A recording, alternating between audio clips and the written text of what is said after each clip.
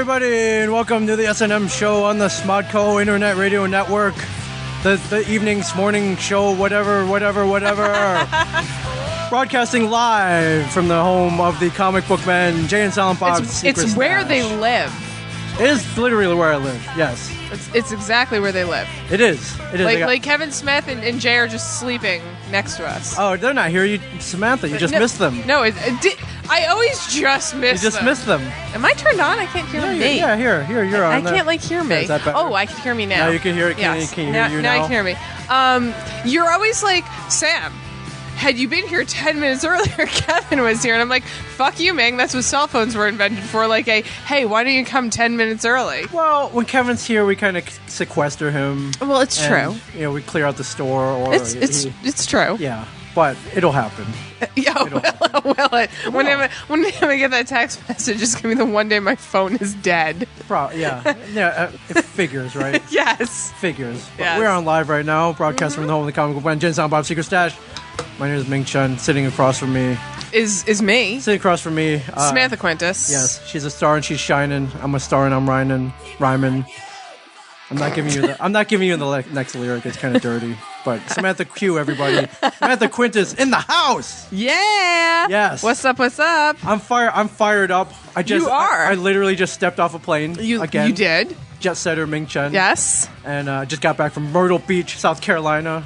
You make it sound like it's so far away. You're like, I just got back from like Myrtle Beach. Myrtle Beach, man. It's like 500 miles that way. It is. Yeah. 2-hour plane ride. Not that bad. Nah. Not that bad.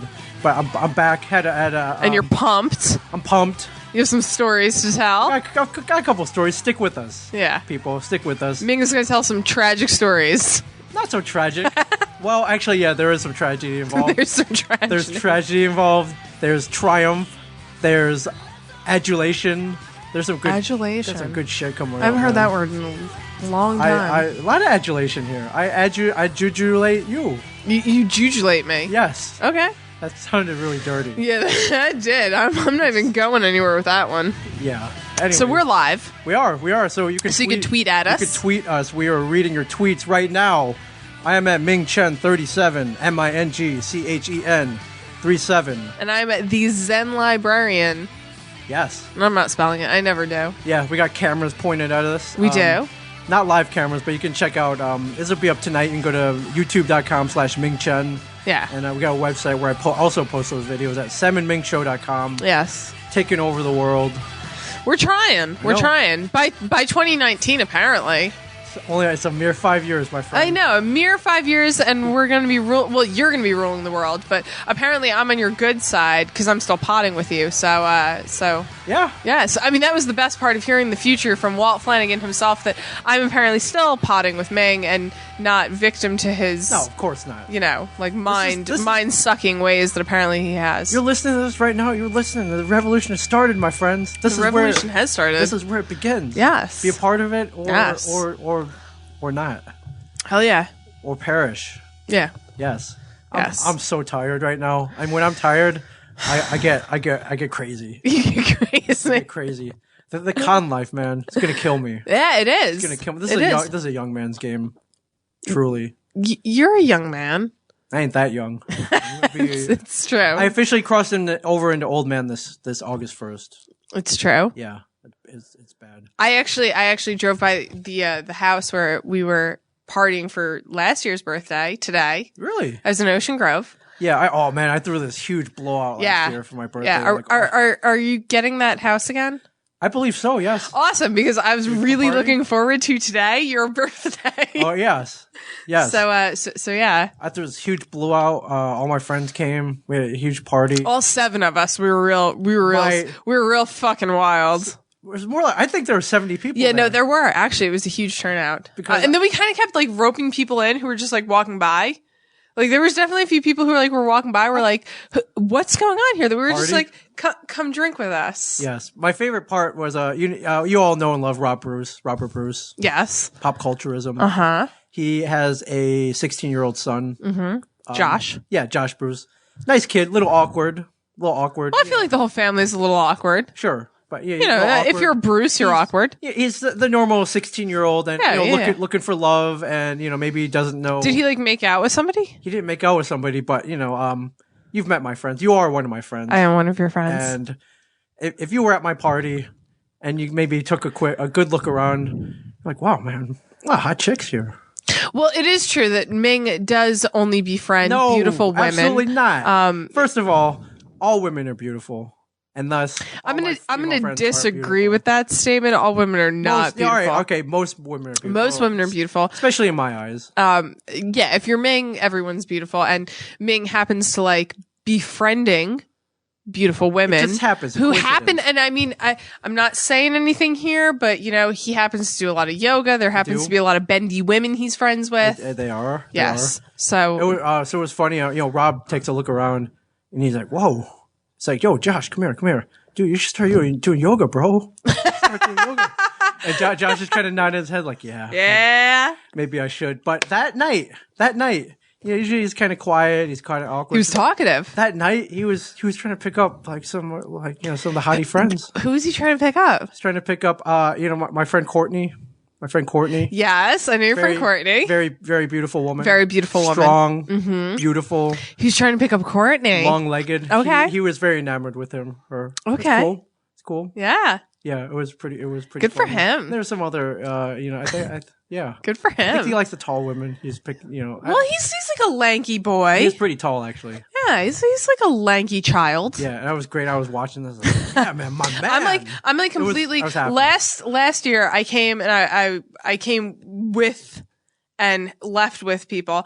So this year, I'm in for the whole night being I actually think we should podcast that's a lot to ask at your birthday party while you're like drunk, actually, presumably. I think that would be really funny. It's not a bad idea. I mean, that's the way, that's how I mean, at least record some stuff so that we could play it for the people who do not have the privilege. How fitting would that be? I pod as I cross over into old mandom. That would be. Cross that. That would be. That would be nice. All right, I'll think about it. I mean, even if we're not like potting live, just like recording some shit to play for the people who are not lucky enough to be invited to your birthday party. Yeah. I mean, I didn't see Brian Johnson there last year. Did he not get an invite? Brian Johnson was invited. Brian Johnson is invited to everything I do. Okay. I thought maybe he didn't make the cut. No, wait, he was there. Oh, shit. No, he was totally there. He left early. What time did he leave? I think the party started at 7, and he was out by 9. I feel like I was there before 9. He was there. Maybe he left before 9. So you're telling me that me and Brian Johnson were in the same building and we did not meet? Yeah, it's kind of like you're like he's like the Snuffleupagus. Well, obviously. Yeah. I mean, look at him. He's snuffy. He exists, but So me and him did not meet, even though we were in the same room. No, but you could have. We could have. I guess there's this year's birthday to look forward to. There is. He's definitely invited. Hopefully he shows up.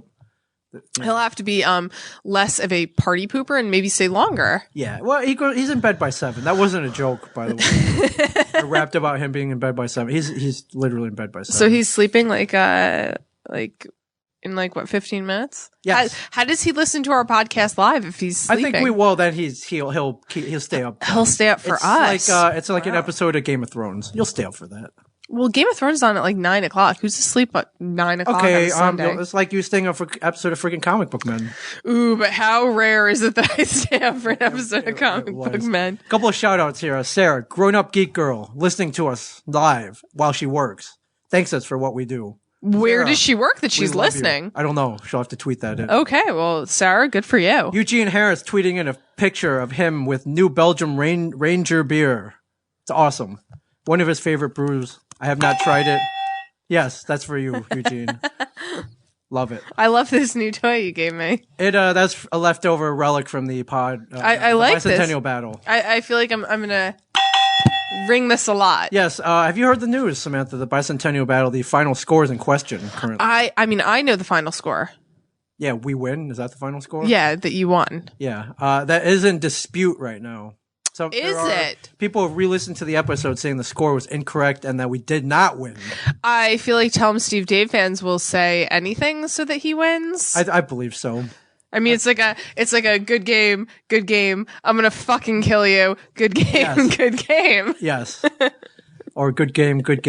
We won. We're gonna rub it in your faces for your Yes. YouTube videos. Yes. Good game.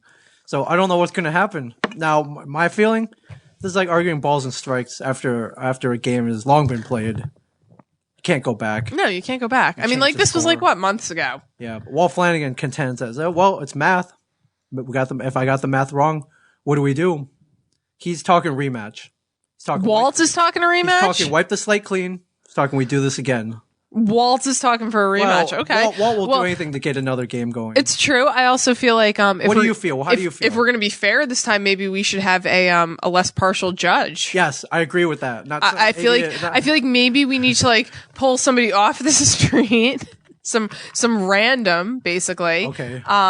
Who can judge it fairly, because I feel like I mean agree with you. anyone that you know is obviously going to want you and Mike to win. Sure, and anybody that is trying to has his lips firmly planted on Brian Johnson's sphincter, yes, going to want them to win. Which I mean, I feel like having your his lips are planted so far up Brian's ass, it's freaking Human Centipede 3, dude. I could see that. It's yeah.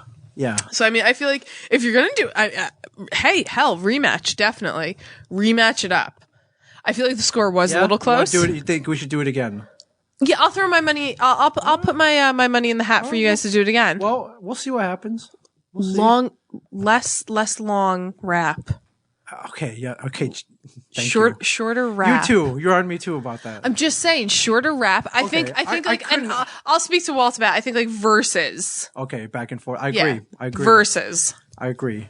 Here's the thing: you have to write a rap that is scathing and, is supposed to, burn Brian Johnson to ashes. I think that you could scathe in like 4 lines. I couldn't stop Samantha. You couldn't stop scathing him. No, it was too easy. I had to keep going. But yes, maybe I should have stopped at. I listened to Steve Dave and it doesn't get me wet. I probably should have stopped there. That's such a good line. I feel like any way you could end the night would be like great with that line. Yeah. That deserves to be on a shirt somewhere. Oh man, yeah. Yeah. How many people would buy that? I don't know how many people.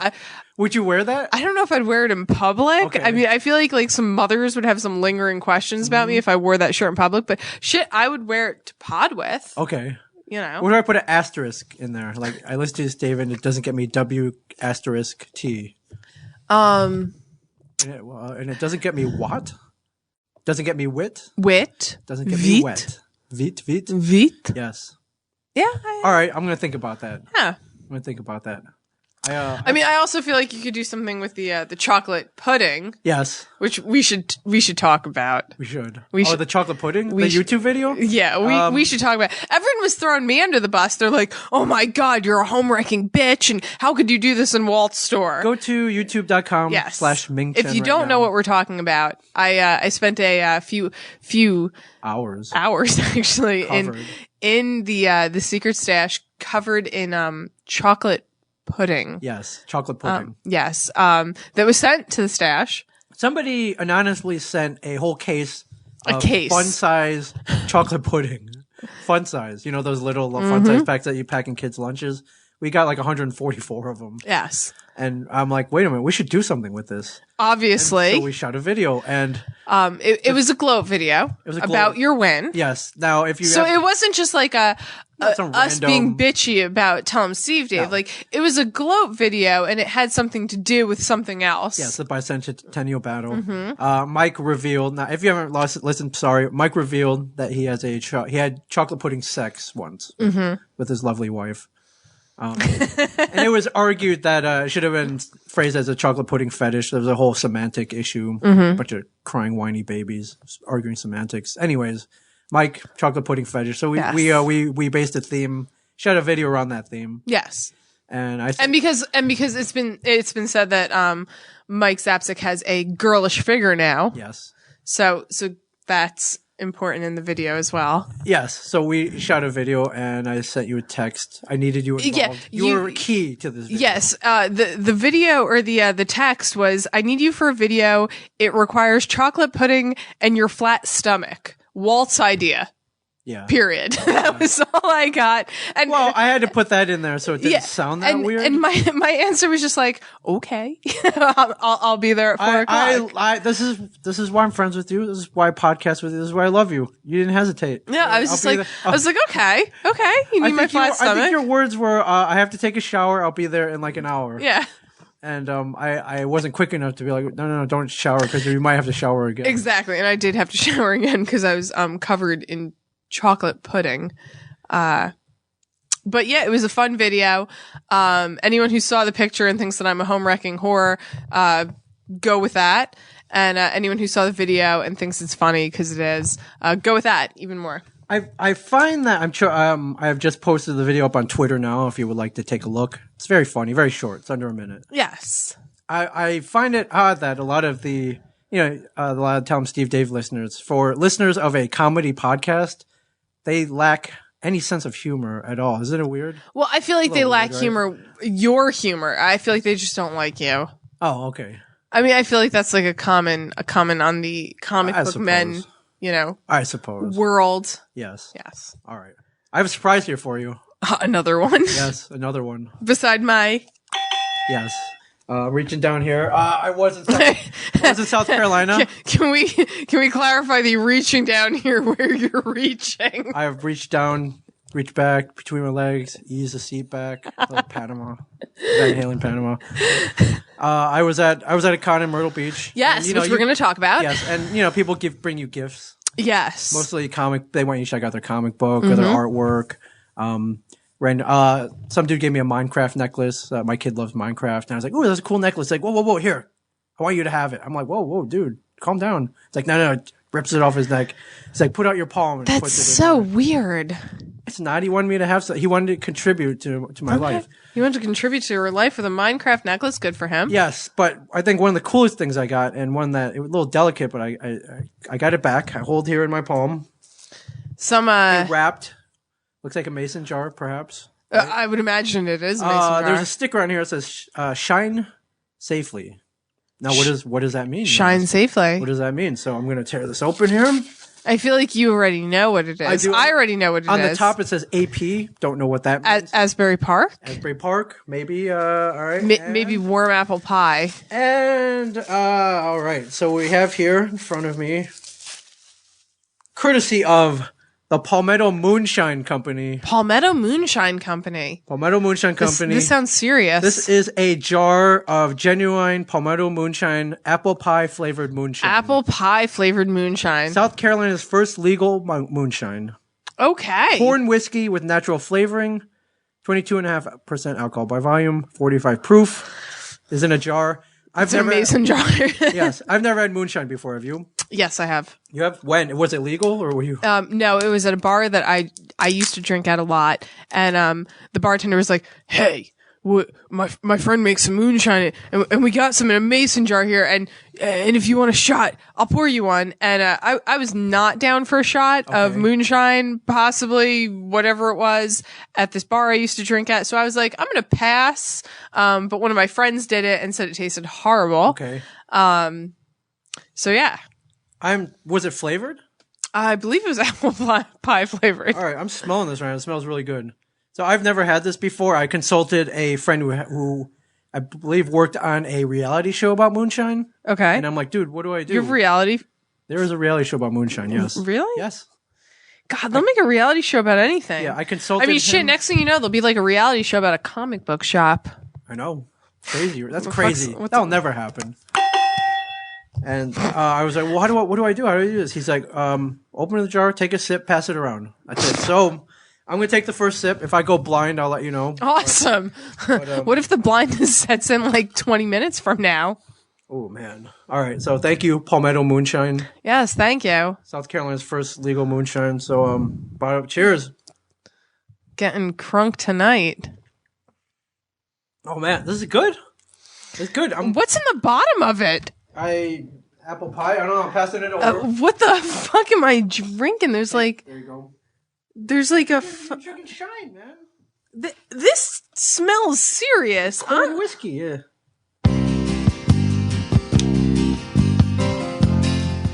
Whoa! It's good, right? Yeah. Here, I got a glass here. Oh my, it's cinnamon in the bottom. Oh, it is? Yeah. All right, we're gonna get a little crazy. I think it might get a little crazy tonight. Oh. Is it hitting you? Oh. Yeah, I'm drunk already. Definitely. I might as well just lay on the floor and pass out. Hold on, I got my S&M mug here. Yes. I'll put some in here. Let's. Yes, we have S&M mugs. Mine is filled with a bottle, apparently. Yes. All right. Yeah, it's a cinnamon thing at the bottom. I could taste it. Oh, that's a lot. I don't know if I'm gonna be drinking all that. Yeah. Oh, you're giving me like the fucking jar of it? Oh my god. You get the jar. All right. Welcome to the S&M show, everybody. Welcome to the S&M show. We just took things up a notch. We're not talking about beer tonight. We're just drinking fucking straight moonshine. Yes. We have beer. Yes, we do. You have. we're drinking throwback beer tonight. Throwback beer. Throwback beer, like emptying out the fridge beer. Okay.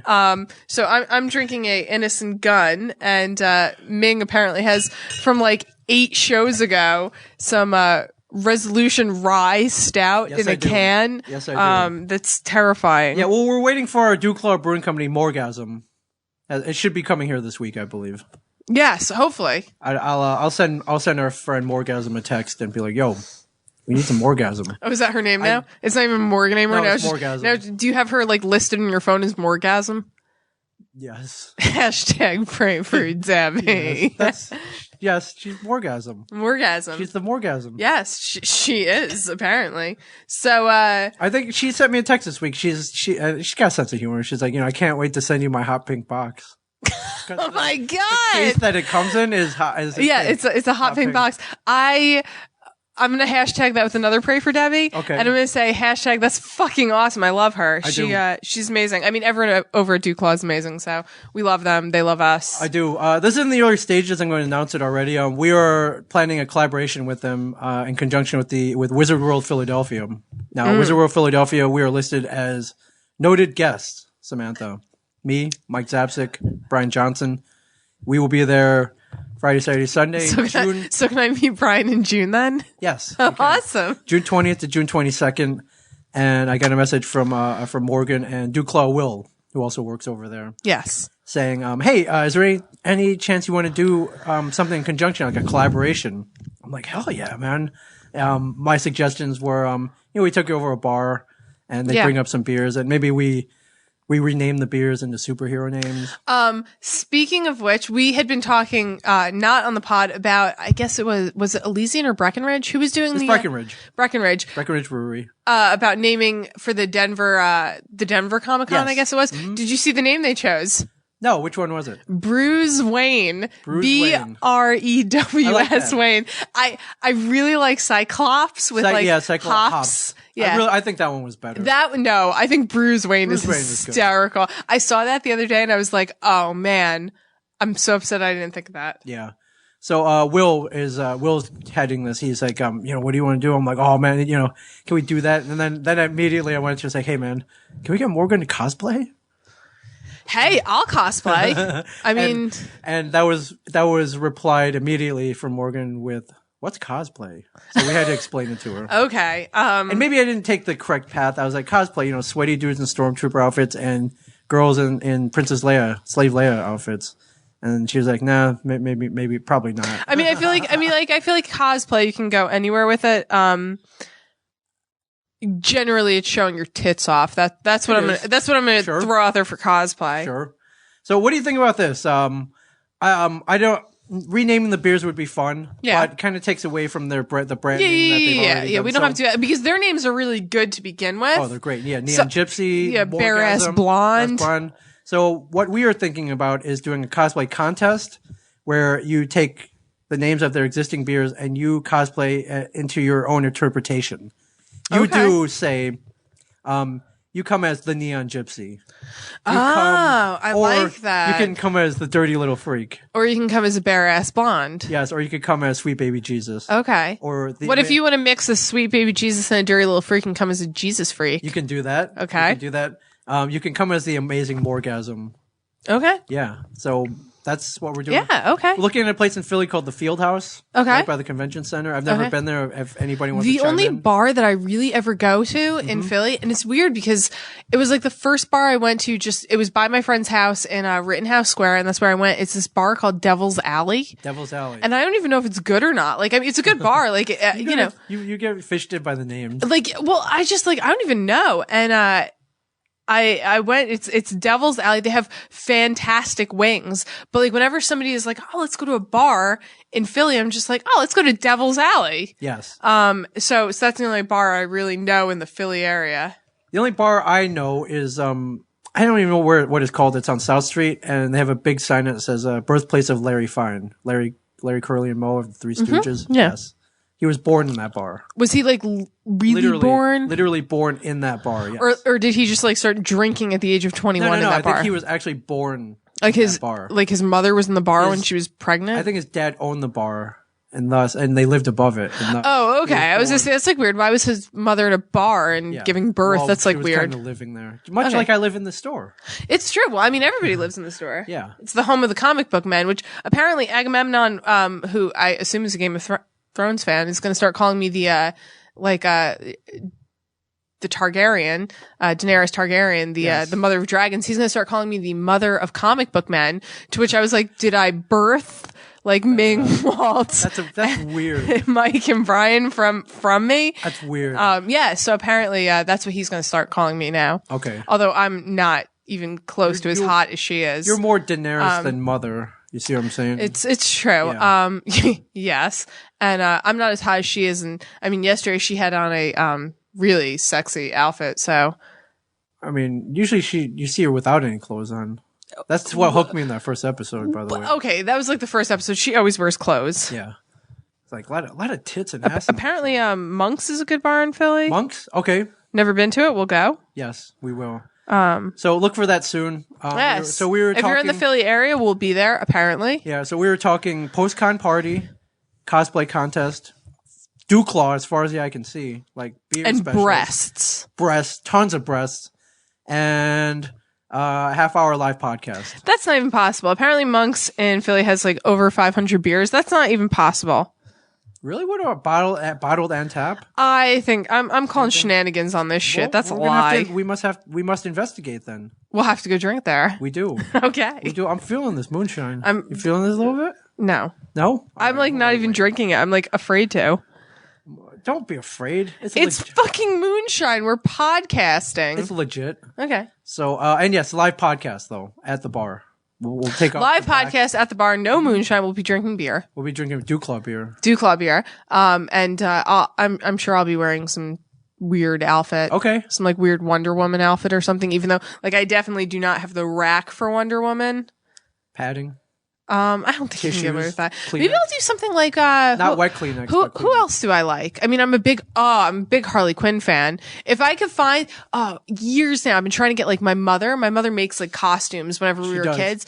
I've been trying to get her to make me like a Harley Quinn outfit, and she's like, it's just too much. You have to like sew too much together and like blah blah blah. Man, if I can get like although I could do like a slutty Harley Quinn from like Arkham Asylum. Yes. Yeah, with like the plaid skirt and like the the white crop shirt and I got like Doc Marten knee-high boots. Bam, done. Like combat boots. I could fucking do Harley Quinn. You could just paint up your face, done. Yeah, and just look like tragic and like abused. You make a good Harley Quinn. Yeah, because I kind of am like tragic. Yeah, no, that's cool. Yeah. I was thinking more Zatanna, but I'm a fan of, Oh, I could use Zatanna. I like fishnets. Yeah. I mean, I have a tuxedo jacket with coattails. Done. Like shit, I kind of have everything. Yeah, we just got to get you a hat and a wand. A hat and a wand. Yeah, that's what we need to get me. That's all you need. We can do a hat. Okay. Okay. Yeah, we'll do that. There you go. You're and that will be you as Dirty Little Freak. Your interpretation of the Dirty Little Freak. It's true. I mean, I'll have to like work it in too. Maybe I'll try and like do like more than one, like a neon Dirty Little Gypsy or something. Yeah, and then we can do something like drink specials for fans of the podcast. We'll have like a secret word or something. Do we have any Philly listeners? Do we know? Chime in. Yeah. If you're new. If you're a Philly listener, like we want to meet you. Philly's cool because it's kind of in the center of everything. Baltimore, DC, New York. When I went to the New York Comic Con a few years ago, I met some really, really nice people from Philly. You're smiling, so I don't know what this means, but okay. They were very nice people. Okay. They're very nice. And we'll leave it at that. They were. We'll leave it at that. So yeah, I mean, look for that. Yeah. Look for that. And come hang with us at Wizard World Philly. Yeah. It's going to be awesome. So what do we want to talk about first? Well, would you like to hear about my trip? I do. It was pretty interesting.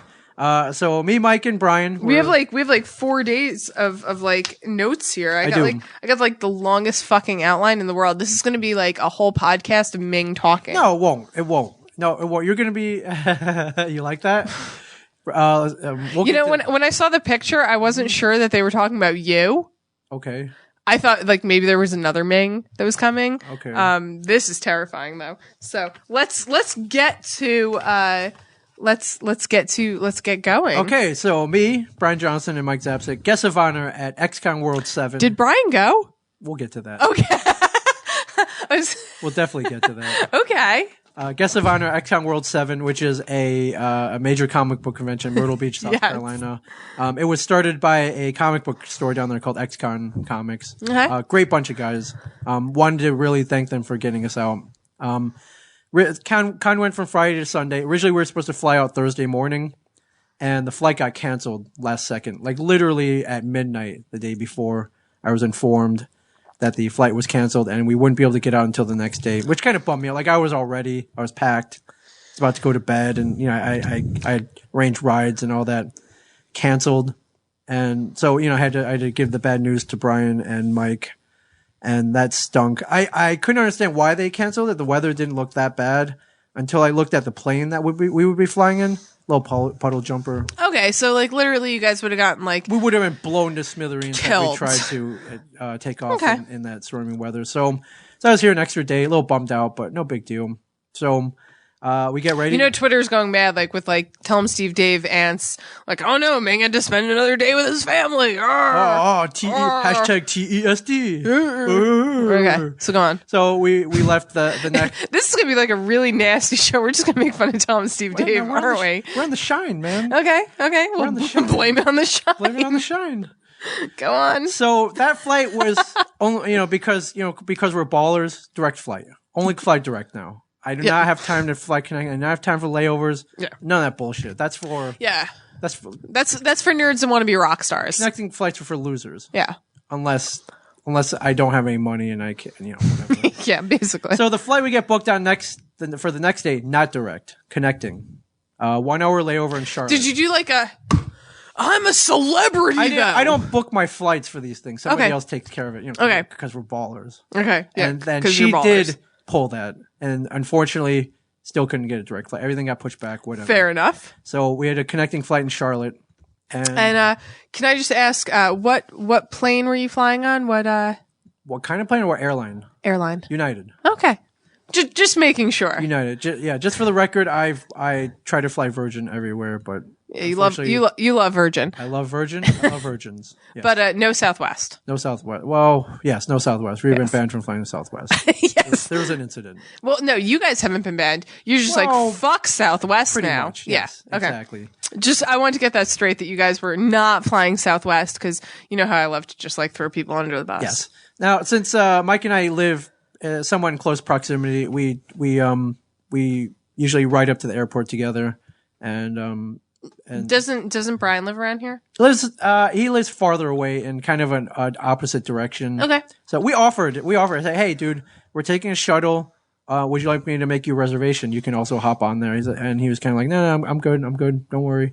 And he was like, man, that's really early too. I'm like, all right, we'll see you up there then. And so we get up to the airport. We get in the terminal, and Mike has to open his big fat mouth, and he starts joking around. I was like, I'm looking around. I don't see Johnson here. He couldn't have beat us here, right? And just at that moment, I turned to him. I'm like, dude, you jinxed it. Why did you even bring his name up? Now, let me preface this. If you're a Tell 'em Steve Dave listener, or you kind of follow Brian's life, these kind of things where he's required to fly to events and stuff, it's a 50-50 proposition. Sometimes he shows. Half the time he doesn't. And usually something, 50% of the time something happens and he just skips out and he can't make it. The other 50% of the time, no problem, he makes it. Now, so today was the other day was one of the not making it. Right. Now I thought we were on a pretty good streak. He made it to Walker Stalker Chicago. He made it to MegaCon. So I thought, the odds were probably in our favor. Well, see, that's where you were thinking wrong. Yeah, but he came to 2 in a row. My feeling was, we would see him at the airport, saunter in. But the thing is, it's like, dude, don't say anything. Don't jinx it. Yeah, you can't jinx it. Don't fucking jinx it, dude. And what does he do? He jinxes it. He says. So Brian never shows. He starts joking around, and I'm like, dude, don't jinx it. It's like, he was trying to play it off. A minute later, I swear to God, I get a text from Brian. Something has happened. He's not going to make the flight. Good for Brian Johnson. To be fair, he's fine. Nothing happened to him. He's A-okay. He's 100% fine. But, there was a close member of his family, something happened, and he couldn't make that flight. So I text the woman who takes care of these things saying, and I just texted her, like, hey, we're all here. Kind of, maybe I jinxed it. Yeah, maybe you jinxed it. He wasn't there, but I explained to her the situation. We start scrambling to look for alternate flights. We're like, well, there's a 6:40 p.m. out of LaGuardia, if you can make it up there. And I'm texting him. She's texting him. No reply. Yeah, he's not coming. Nothing. He's checked out for this weekend. Well, I always hold out hope. I'm always optimistic. Yeah, you are. Like, far more optimistic than I should be. But, I mean, at that point, like, what do you have? What else do you have? It's true. You ever see Shawshank Redemption? Yeah, it's my least favorite movie. Yeah, boo. All right. Yeah, whatever. She doesn't like Field of Dreams? She doesn't like Field of Dreams? Yeah. Least favorite movie. I'm Andy Dufresne. Hope. Yeah. Hope. Hope. And I'm like, all right, maybe he'll make that flight. No reply. And I'm like, all right, he can come tomorrow. Tomorrow, Saturday's a big day. Maybe he'll come tomorrow. Now, are you sitting here podcasting with me, still thinking he's going to show? Yes. Okay. Yes. So any minute now, Brian Johnson's going to walk in. Yeah. So I'm yelling at Mike. He's like, no, it's not my fault. I'm like, dude, you jinxed it, dude. You shouldn't have jinxed it. Okay. Jinxed it. So I was like, all right, well, it's our one mishap for the trip. No big deal, right? We're good from here, right? Nope. No. If I'm reading my outline correctly, yes. No, you're not. Yeah. So no Brian Johnson, which I just gotta say it sucks. I want him there.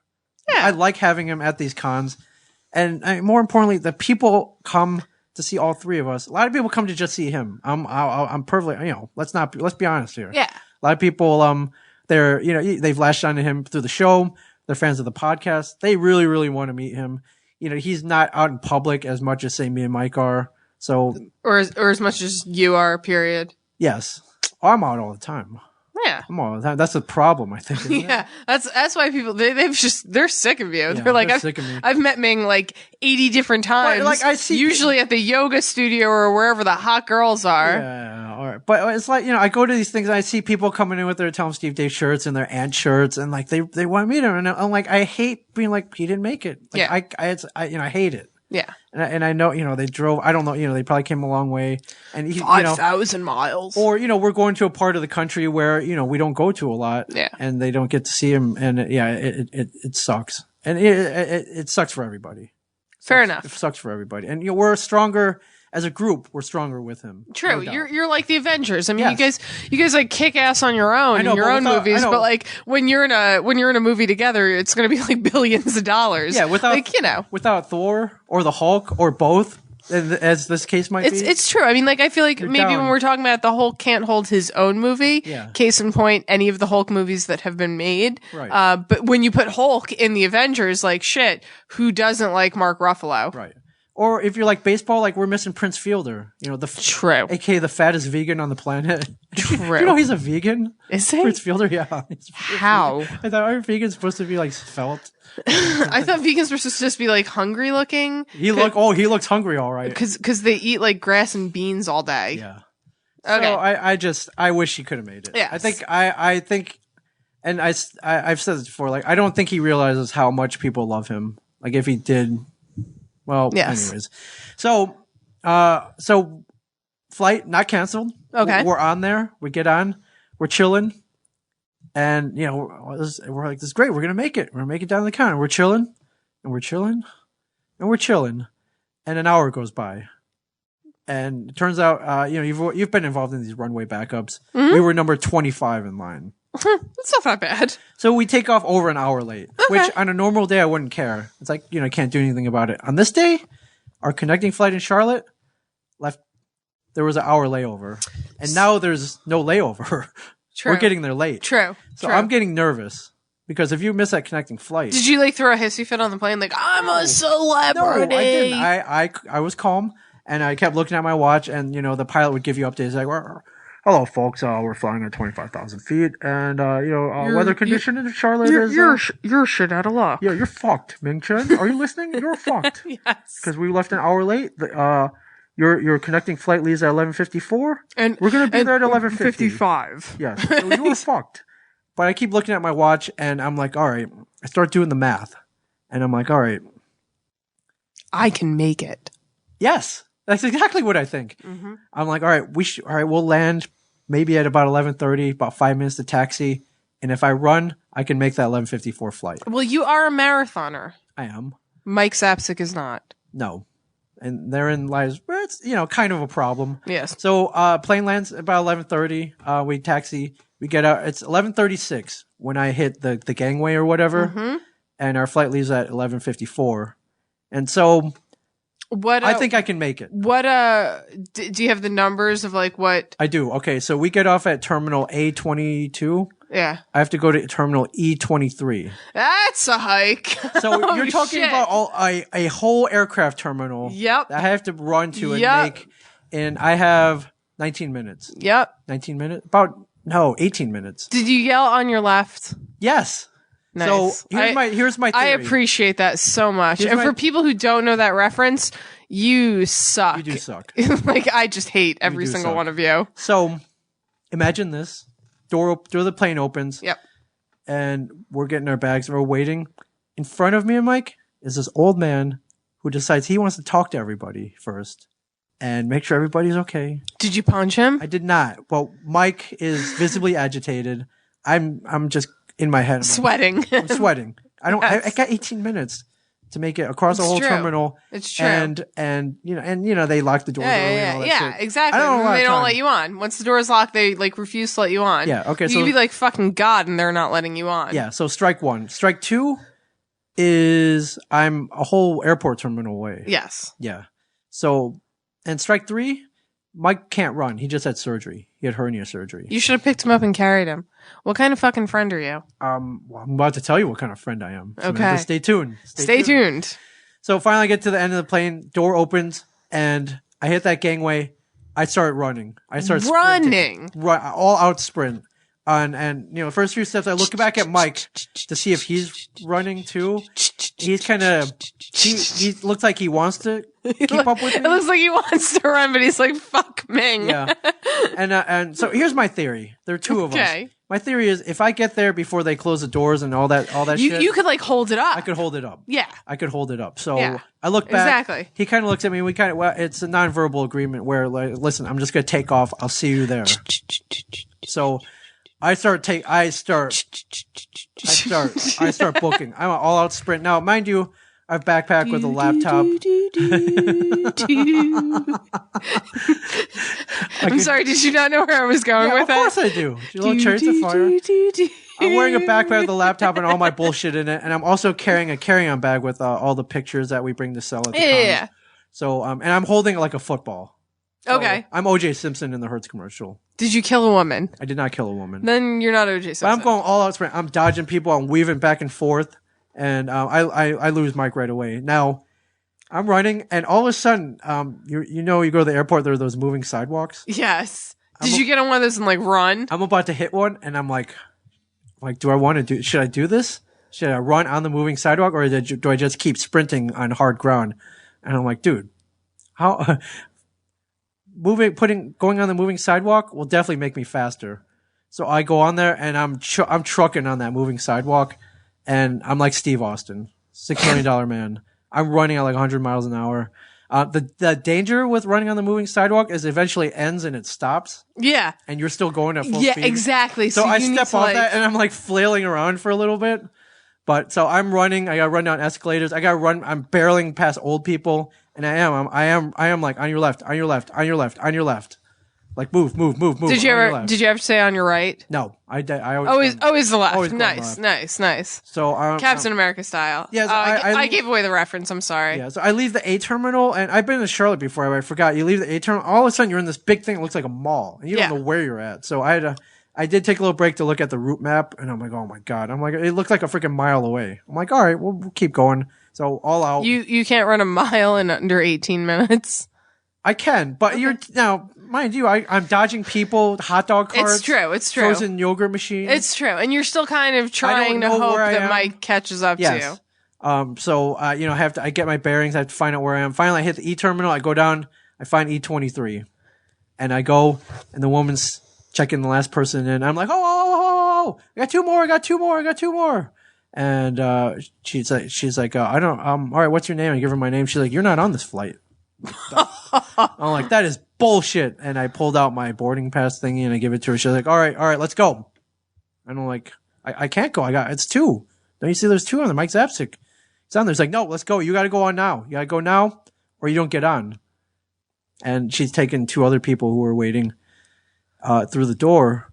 And I'm sitting there. I was like, fuck. I have this moment, like, kind of like a Sophie's Choice moment. Like, should I go?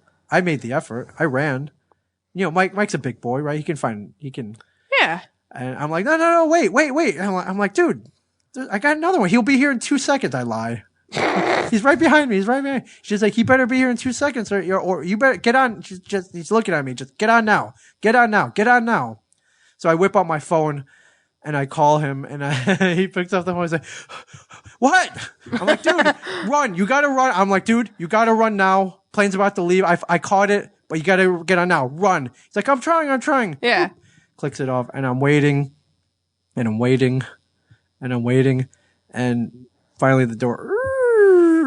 Oh, no. And then he shows up about 10 minutes later. And the plane. 10 minutes? Now, Jesus fucking Christ. Now here's the thing. The plane is still there. And so, so he gets there and the door that just closed, I'm like, all right, let's go. And I try to hit once they close the door, you can't get in. I try to hit the door because there's, one of those push doors. And as I like, what the hell? It was locked. Yeah. And this dude who was standing there was like, dude, I don't think you want to be doing that. I'm like, why? And I back up and I look at the door, which says authorized personnel only. You could be arrested if you try to open this door. It's like in big red letters. Yep. And I was like, crap. So we're both looking through the window. Not 10 feet from us is the plane. And all of a sudden you see the door shut. Yeah. And it starts backing away. And Mike's pissed. Mike is pissed. Yeah. He starts banging on the windows and shit. He starts kicking, he didn't kick the window, he starts banging on it. He looks like he's about to, he's about to Hulk out. And I'm just like, dude, chill out, man. There's nothing we can do. I tried. And we didn't get on. And he starts yelling at the ticket agent and all this stuff. And I'm just like, dude, there's nothing we can do. Let's go to the special, whatever, the counter. Let's see what our options are. Let's see what the options are. Plane's gone, bro. And he's getting all mad at the airline and shit. Like, it wasn't their fault. Yeah, no, it wasn't. It wasn't their fault. It wasn't. I mean, like, regulations, you can't. I've been in that situation where I missed a plane and like literally I didn't even have time to get on the plane. Like when I got there, the door was already closed and I was told like once door is closed, like it's like literally like if they let you on, they could all be fired because it's like it's basically the equivalent of like them possibly letting a terrorist onto a flight. Yeah, so.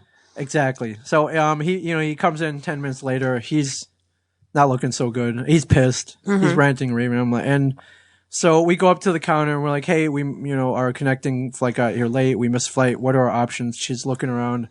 She's like, all right. She points at me. I get on the 240 flight. Points at Mike. I get on the 4. I was like, shit. Like you can't get us together. It's like, no, there's no room. But I was like, dude, I'll switch with you. I can wait. He's like, no, take it. I mean, I did run. I could have gotten on that plane. I didn't. You know what? Though, leave no man behind. Exactly. I was not going to leave him behind. Exactly. I mean, you guys already left Brian behind, so that was by choice. That was by choice. I'm kidding. That was by choice. But I'm not. Yeah, I was. Okay. I didn't even think to get on. I didn't even think about getting on that plane. We were getting on that plane together. We weren't going at all, and that's what happened. So you were getting on that plane together, or you weren't going at all, and then you got on separate flights. Yeah, we were booked on separate flights. Exactly. I'm like, well, at that point, it was like, all right, whatever. Yeah. So, we got a little time. What do? Head to the bar. Yeah, do some drinking. Mike doesn't drink, so he gets his club soda and lime and a steak. And you salad. drank for everybody. I did. You drank for me. You drank for you. You drank for Mike. You drank for Kevin. I sent you a picture. I got a local beer called Old Mecklenburg. Local beer to Charlotte, North Carolina, I believe. I drank. We went. Then it was time to check in, so we walked back. Oh my god! I think I'm going blind. Are you going blind? Can you see? Can you see me? How many fingers am I holding? I exhaled before I took. Oh, that's bad. And I got all the alcohol in my eyes. Oh my god! I think I'm going blind. Whew. Oh man, yeah. So it's time drink out the time to check in, and she gives me my boarding pass, right? Mm-hmm. I look on there, and it says seat 3F. That's first class. Well, you would think, right? Yeah. But I look out at our plane. It's even smaller than the one we came in. So pretty much everything is first class or coach. Yeah. So 3F is like, all right. No, it's like, I was like, well, I was going to say, the picture you sent me did seem a little cramped. It was very small plane. It was like almost like one row per side. Okay. So I was like, 3F. I was like, man, too bad this isn't a bigger plane. Like, I could be balling in first class, right? Fuck yeah. So I'm sitting there, Mike's on standby, and I'm kind of like, dude, nothing would make me happier than to see you get on that plane and we high five and everything's all right. And he's like, yeah, let's hope. So I'm like, all right, see you later. I go to board and I get to 3F. I look down and I'm like, man, the seat looks a little bigger than usual. And I look around and there's a little curtain right in front of it. So you were first class. First class. They threw me in first class, and I think she threw me on there because I was nice to her, the ticket lady. Because at the desk, you were like, "I'm a fucking celebrity." Yeah. You know what? Maybe she was a fan. She didn't look like a fan though. I don't think she knew. Who the hell I was. Probably not. I think maybe if anything, if I was in fact upgraded, it was because I was polite. So lesson you. Lesson learned, people. Be polite nice to the people who are keeping you from your destinations. Yes, exactly. And your wait staff. Yes. People and tip your bartender. So I'm like, yeah. So I sit down, it's all like nice and plush and cush. So here's the kicker though. Yes. Well, before that, woman stewardess comes around. Excuse me, sir, can I get you a drink before we take off? This is like the worst. Oh, yeah. Yeah, and I'm like, well, yes, I will be having a Bloody Mary today. Why would you pick a Bloody Mary? What else should I have? I don't know, like fucking vodka on the rocks. Straight up? A Bloody Mary? Yeah, I felt... Bloody Marys are for fucking hungover people. I don't know. I felt like it was a little classy. Like, I have Bloody Mary on this first class flight. Oh, yeah, because Bloody Marys are... I don't know. All right. I don't know why I got it. I got it because I thought it was cool. I'm polling like the people listening. Is there anybody in the world that likes Bloody Marys? Oh, there are a lot of people who like Bloody Marys. I would love to meet like 5 of them. Dude, there's nothing better than a Sunday brunch with the freaking Bloody Mary. Sunday brunches are for mimosas. And Bloody Marys. And mimosas and more mimosas. All right. Well, I got Bloody Mary. I knew you were gonna give me shit about it, and it was. I didn't even give you shit when you sent me that picture. I was just like, oh, you were speechless. Yeah. You were like, what a puss. I like looked at the picture. I'm like, what? I don't know why he's sending me this. Yeah. I was like, I'm like, are you menstruating right now? Because yes. Yeah, Bloody Mary. Yeah, are you on your Bloody Mary? Bloody right Ming. So I'm sitting there sipping my Bloody Mary. Lo and behold, who decides to show up? Mike Zapsik, ladies and gentlemen, Mike Zapsik in the house, and coach. He looks over at me and he's like, "Oh, must be nice, huh?" And I look over and I was like, and I had this big shitting grin on my face, and I'm like, "Huh." And you know what? To be fair, I did offer to switch with him. Knowing that he would say no. But, exactly. But I offered. I made the offer. You did offer. I made because why not? I had the drink already. It's true. Yeah. Yeah. Well, here's the thing. Here's the kicker, though. What, you don't get drinks in coach? No, not free drinks. They don't come around and ask you if you want I think I got like a, do you want a beverage last time I was in coach? Yeah, in flight, but not before the flight. Oh, I'm sorry. Like, as if it makes a difference. We need to have like 80 drinks before we fly. It does make a difference. It makes a huge difference. It makes about a $1,200 difference on most flights. Yes. Okay. Okay. So I wave back to him like, yeah, see you later, dude. And he has to go through that little curtain and shit to get back to where the cattle sitting. They pull the curtain. They and pull you're the curtain over. separated from the world. Yeah. Now here's the kicker: Charlotte to Myrtle Beach, 38 minutes. Yeah. So I barely get to enjoy this. Yeah. Exactly. I barely get to enjoy this. So let's talk about the con. The con itself. So now you send me a picture from the con. Okay. Yes. You get there and they have a big poster on the front. Oh, it's not even a poster. So we get picked up from the airport. It looked like it was etched into glass. Almost. It looks a little serious. So you get there. We get to the con. I get out, and all of a sudden, right in front of me is this huge thing that says "Ming is king." With a very animated face of an Asian man on it. And it has a drawing of me on there. Which doesn't actually look like you. It does look like me. Your face in this, your face is long. In real life, your face is more oval, round. Yeah. Well, all right. It took a little liberty. It's art. It's art. I'm just saying, I ain't criticizing. And that's why I thought I didn't know if it was supposed to be you because it's saying Ming is king, right. And I'm like, man, what? It does look like me. It looks like me. I get out. And I see there's this on the window of the freaking convention center. It's 20 feet. Yeah. There's this big ass vinyl decal on there. It says Ming is king. We love the Ming Show XCon 2014. And I'm like, what the hell is going on? Then I start looking. Everybody's wearing stickers with the same logo. And then I look around even more. There are girls standing around wearing T-shirts with my face on them. How old were they? 13, maybe 14. I just wanted to clarify. What the hell's going on here? And there's a row of people like, Ming, welcome to XCon 2014. And they had planned this whole surprise for me where they had plastered my face everywhere. And I was taken aback. I like to talk. I was rendered speechless at that point. I'm taking. So I have a question. Why? Okay. Why? Okay. We're friends. Yes. We are. Why? Why? Why you? Why not me?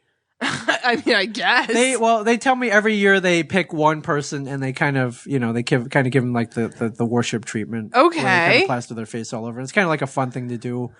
And I think maybe they picked me this year because they had also invited Sam Jones, who played Flash Gordon in the Flash Gordon movie. Okay. So the whole Flash Gordon versus Ming the Merciless thing, that I think they may have done that. Yeah. And I thought, I ain't gonna lie to you, it's pretty awesome. I mean, Ming is king. I feel like Myrtle Beach is ready for 2019. Yes. Oh, they're prepared. Yeah, I'm smart. I'm sorry, Tom, Steve, smart. Dave, and happened. Yeah, I'm sorry, but apparently Myrtle Beach has been taken for Ming and the whole East Coast. For that matter, I don't know about the whole East Coast yet, but I feel like Myrtle Beach is yours. Why don't you take your small victory? I'm stabbing westward, my friend. Okay, well there you go. So I like this con, man. I love this con. I got the gift of this amazing. I gave you a sticker sheet. Yeah, there's 4 stickers missing. Yeah. But those went on boobs, by the way. Sorry. Breasts. Yes. I feel like I got this amazing gift from Ming this time. I got Moonshine apparently, which I'm blind from, and this amazing. If you're watching our YouTube video, you'll see me holding it up. This amazing sheet of stickers with Ming's face on it. I'm so excited. All right, that's for you, my friend. I'm so excited. That's for you. So I'm like, this is great. I'm just stunned and I'm happy. I'm smiling ear to ear, and I'm happy that I am in Myrtle Beach, that we finally made it.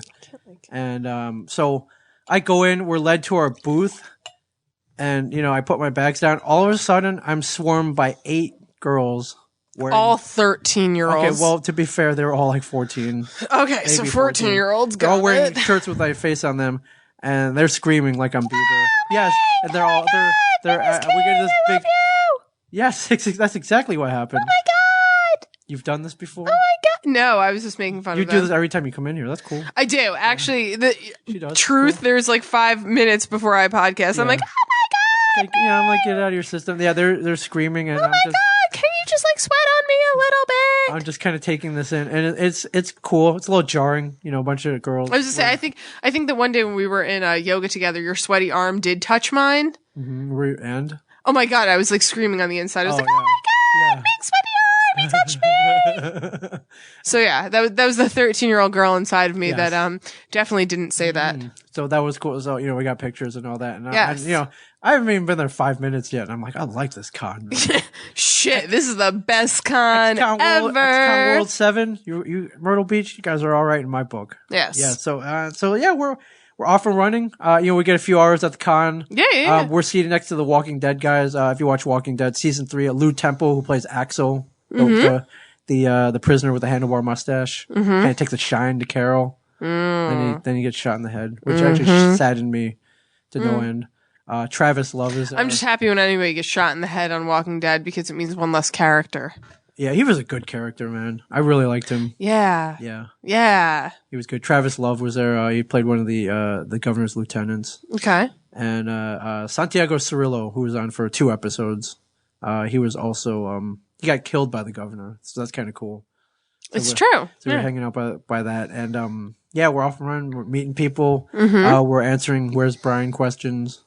All of that. So we're at the con ended I think at 8. We go check into our hotel, Beachside Hotel. They took care of us. Nice. Pretty I'm awesome. a fucking celebrity. Yeah, but the thing is, after the con is over, the only question that's left: where are we partying tonight? And who asked that question? It was kind of a mutual. Okay. It's a mutual thing. Okay. What you have to realize about these Comic-Cons and the con life, as it were, is it's not really about the con itself. It's about partying. It's about the after con. It's about the after con partying. Yes. Anybody who's been to a con or has run a con. Yes. Or has or has been a vendor, you know this to be true. It's all about the partying. It's a big meat fest. Not a meat fest, but it's a big there's people doing it. They just want to get down. It's true. I mean, Yeah. Or drink. People just want to drink.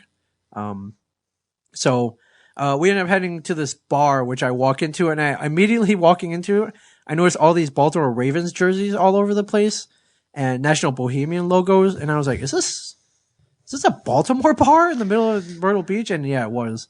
Okay, that's a little weird. I was gonna say, did you really drive? I'm reading my outline. Yeah.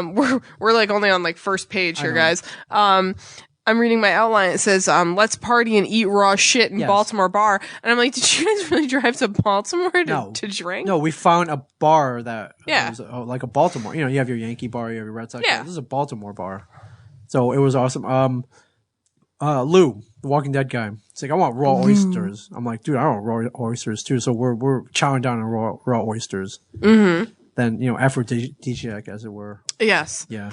Like Viagra and shit. Yeah, I was gonna say, my favorite oyster reference is in the movie The Whole Nine Yards. Yes. Bruce Willis. Yes. Correct. Matthew Perry. Well, it does have Bruce Willis in it, but I mean, we all know that. Apparently, if you've been following my tweets recently, you're in love with Matthew Perry. I'm like kind of like under the radar in love with Matthew Perry. Yeah. And he apparently is very skilled in sex one night, and it's because he ate oysters. Okay. Did you eat oysters earlier? Actually, I did. So, I'm enjoying oysters with my homies, raw oysters. It's good. After that, we headed over to XCon Comics. Imagine this, Samantha. You go to a comic book store. It's very classy inside. Dark woods, nice shelving. You go in, the comics and toys all over.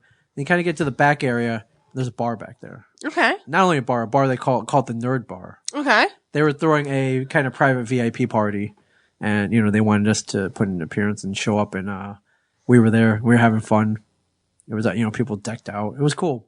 Oh my god, it's Ming Chen. Well, the girls were a little older. They were of drinking age. Oh my god, it's Ming Chen. Well, they were a little girlier than that, but yeah. So there are 2 dudes who run the store who are also running the con. Yes. One of them is an architect, so he made it into his whole like man cave kind of thing. It was a really cool store. So if you're near Myrtle Beach, if you're going there to golf or vacation, stop by XCon Comics and the Nerd Bar. It was awesome. After that, I think we left at like 12:30. Yeah. Like, we ain't done yet. We're just getting started. So we go to the hashtag pray for Debbie. We go to this little touristy area in Myrtle Beach called Broadway at the boardwalk or something like it. Boardwalk at Broadway, something like that. And everyone's down to party, not just party, but they want a club. Okay. We ended up at this place called Revolutions. And here's how things work. If you're hanging out with someone from The Walking Dead, you go up to the bar, the bouncer, go, excuse me, may I talk to the manager, please? Manager comes Did up. you totally pull I'm a fucking celebrity? I didn't. I can't because, Comic Book Man is not The Walking Dead, but the gentleman I was with was like, hey, my name is so-and-so. I play so-and-so on The Walking Dead. Is there any chance we could get a table? And the manager was like, right this way, sir. Fuck, I knew that was going to come out sometime during this trip. I'm so excited with life. How many people are there in your party? Come, follow me, sir. And, oh my God. I'm not going to say who it is, but if you look back at my Instagram, you can figure it out. Who is it? One of the Walking Dead guys who I just mentioned before. He knows how to play the game. Okay. And why not? It wasn't Andrew Lincoln, so it's not Andrew Lincoln. It was someone from The Walking Dead. And why not play that card? It was a freaking. It's true. Look, I would play that. There's card. no line outside, but this place is packed. Like humanity, as far as the eye can see, and they're dancing and top 40 stuff. They threw some blurred lines in there. Little Robin Thicke. So I was gonna say, is that what? But you've been to a What's the song? I think it's Macklemore. You the hottest bitch in this place. Yes. Do you remember the one? That's not Macklemore. That's Blurred Lines. Was it Blurred Lines? Yes. Okay. I run to that song. Do you remember the one time we were in spin class? Mm-hmm. And they were playing, and Ginger was playing that song. Mm-hmm. And when it got to that line, I was like, yeah, Ming, this one's for you. And it's like, you the hottest bitch. There's not a fucking single time that I've been running that song hasn't come on. That when I'm running, I'm like, it comes to that line, you the hottest bitch in this place. Okay. I'm like, for Ming. Every single time. Well, to be fair, I was the hottest. Well, you were. You were. Obviously. In Ginger spin class. In Ginger spin class. Yeah. So we were getting led up to the upper VIP area, and it feels like Goodfellas. It's like, hey, you here again? Always you. We're being led up there, and the manager's like, here's your table. You guys, we'll be taking. Did you get hookers? We did not get hookers. Okay. But, we'll be. Well, then you ain't famous if you're not getting hookers. We'll be taking care of you tonight. So, about this point, Mike had bowed out. He was tired. Oh, so it was just you. It was me, and we had a posse. We had a little posse. We had a group, and we meet some more people who were there already, and we're having a great time. We're somebody buys me a shot of tequila. You can't say no to that. Yeah, tequila. No. I had one of those weeks on last Monday or something. Yeah, or last Thursday. Oh, can't say no to a shot of tequila. It was great. Then rounds of fireballs start coming around. You know how I like my fireball. You do. I want to feel like a kid. Fireballs for kids. I want to feel like a kid. But as it goes at these dance clubs, beer selection. Did you see the picture that just came at us of baby ant listens every Monday? Jeff emo ant trainer. No. Yeah, it's an adorable picture. Saw that. Yeah, he's listening on his TV. What a fucking cute child. Yes. Oh my God. We should probably keep the swearing to a minimum. Oh, true. These adult situations. Oh yeah, man. Whatever. So beer selection not that great. I'm forced to drink Corona, my friend. It pained me. I could have kept going with the liquor, but wanted a beer, and we're having fun. I look down. My Walking Dead peeps are down there partying. They're dancing. One of them ended up buying a ton. They had the girl walking around with Jello shots in a syringe. You ever have that? Yes. You have? Yes. Why? No, I've never had one. I've seen them. I don't do anything out of a fucking syringe. Well, let's get that. I suppose. Let's get that straight. I don't even let them take blood from me. Okay. It's a big plastic. It looks like a turkey baster, though. Yes. That big syringe. Yeah, he's buying Jello shots and all that, and we're having a grand old time. Bar closed at 2, and they kick everybody out. We're still in there. They let us hang out. Huh. They let us hang out. They let us drink. We're hanging out. All of a sudden, I look down at my watch. It's 4 a.m. It's 4 a.m. Con starts at 10 the next day. I'm like, all right, no sweat. I'll get 2-3 hours of sleep. No big deal. So we're hanging out in there. Finally, we leave. We get outside, and I'm like, shit. How are we gonna get back home? Like a fucking taxi, maybe? Well, yeah, but it's late. But we managed to find a way. So you get home. Okay. And I crashed. May have texted you at 4:30. I'm not sure. I don't think you did that day. I think you were texting me throughout the night. I can always tell when you're drunk texting. Oh God. What did I do now? Oh no, nothing. You're just always very friendly. You're always like, oh my God, I love potting. And did I say that? I don't know if you said it this time. I probably did. I'm sure you did. I probably did. Yes, probably. So next day I get up, I'm dragging. I'm a little tired. Mike is fresh as a daisy. He's like, "Hey, what's up? You ready to go to the con?" I'm like, "Oh, fuck you, Mike." No, it wasn't that bad. I was okay. I was okay. Get a vanilla latte and you're good. Yeah. You just get some coffee in you. Yeah. Get down to the con, off and running. And Saturday's typically the more busy day. So, we were constant. It was constant stream of people. And what I sound like a broken record, but I love I love people come if they want to meet you, they're happy already. You're not going to get any conflict. Yeah. They just want to, people ask cool questions and, they're just happy to meet you. They're happy to get a picture. It's a lot of fun. At one point they start this thing called Geek Dating Game. You've seen the dating game? Yes. Where you have, a single person and like 3 bachelors or 3 bachelorettes. So they start playing this. And at one point some dude comes up to me. He's like, "Hey man, would you be open to, sneaking, the bachelor or whatever, or the single person is, you can't see them. They're behind a partition. They're like, "Hey man, is there any chance that you'd be willing to sneak back there and, kind of pull a surprise?" I'm like, "Oh yeah, man, totally. This will be, it sounded like it was just going to be fun. It's going to be fun." So I get back there and, all of a sudden I'm playing Geek Dating Game, Samantha. I'm like hashtagging this whole thing with like a pray for Debbie. Okay. Ming tells me this. Okay. It's so fun. Yeah, no, Ming tells me this. He's like, "So I'm participating in a geek dating game with like 3 13-year-old girls." Well, I didn't know that. You just ruined the surprise. Okay, well, I'm just saying. Okay. But yes. Okay, so he's like, "I'm participating in a geek dating game with 3 13-year-old girls." I didn't know that until the end. Okay, well, you sent me the text message after. And I looked at my phone. I did not know that before. I looked at my phone and I'm like, I don't even know if I answered that one. You didn't even answer. I was just like, oh my god, I can't even. Hold on. Now they didn't know. They picked out people from the audience who wanted to play. So I didn't know this one, and that's all I got. I didn't know. So here are the questions that they had me ask, and I wanted to see what your answers would be. Okay, yeah. Some of these I really honestly don't know the answers to. Okay, number 1, if the Sorting Hat from Hogwarts were real, what house would you be in and why? Gryffindor. Why?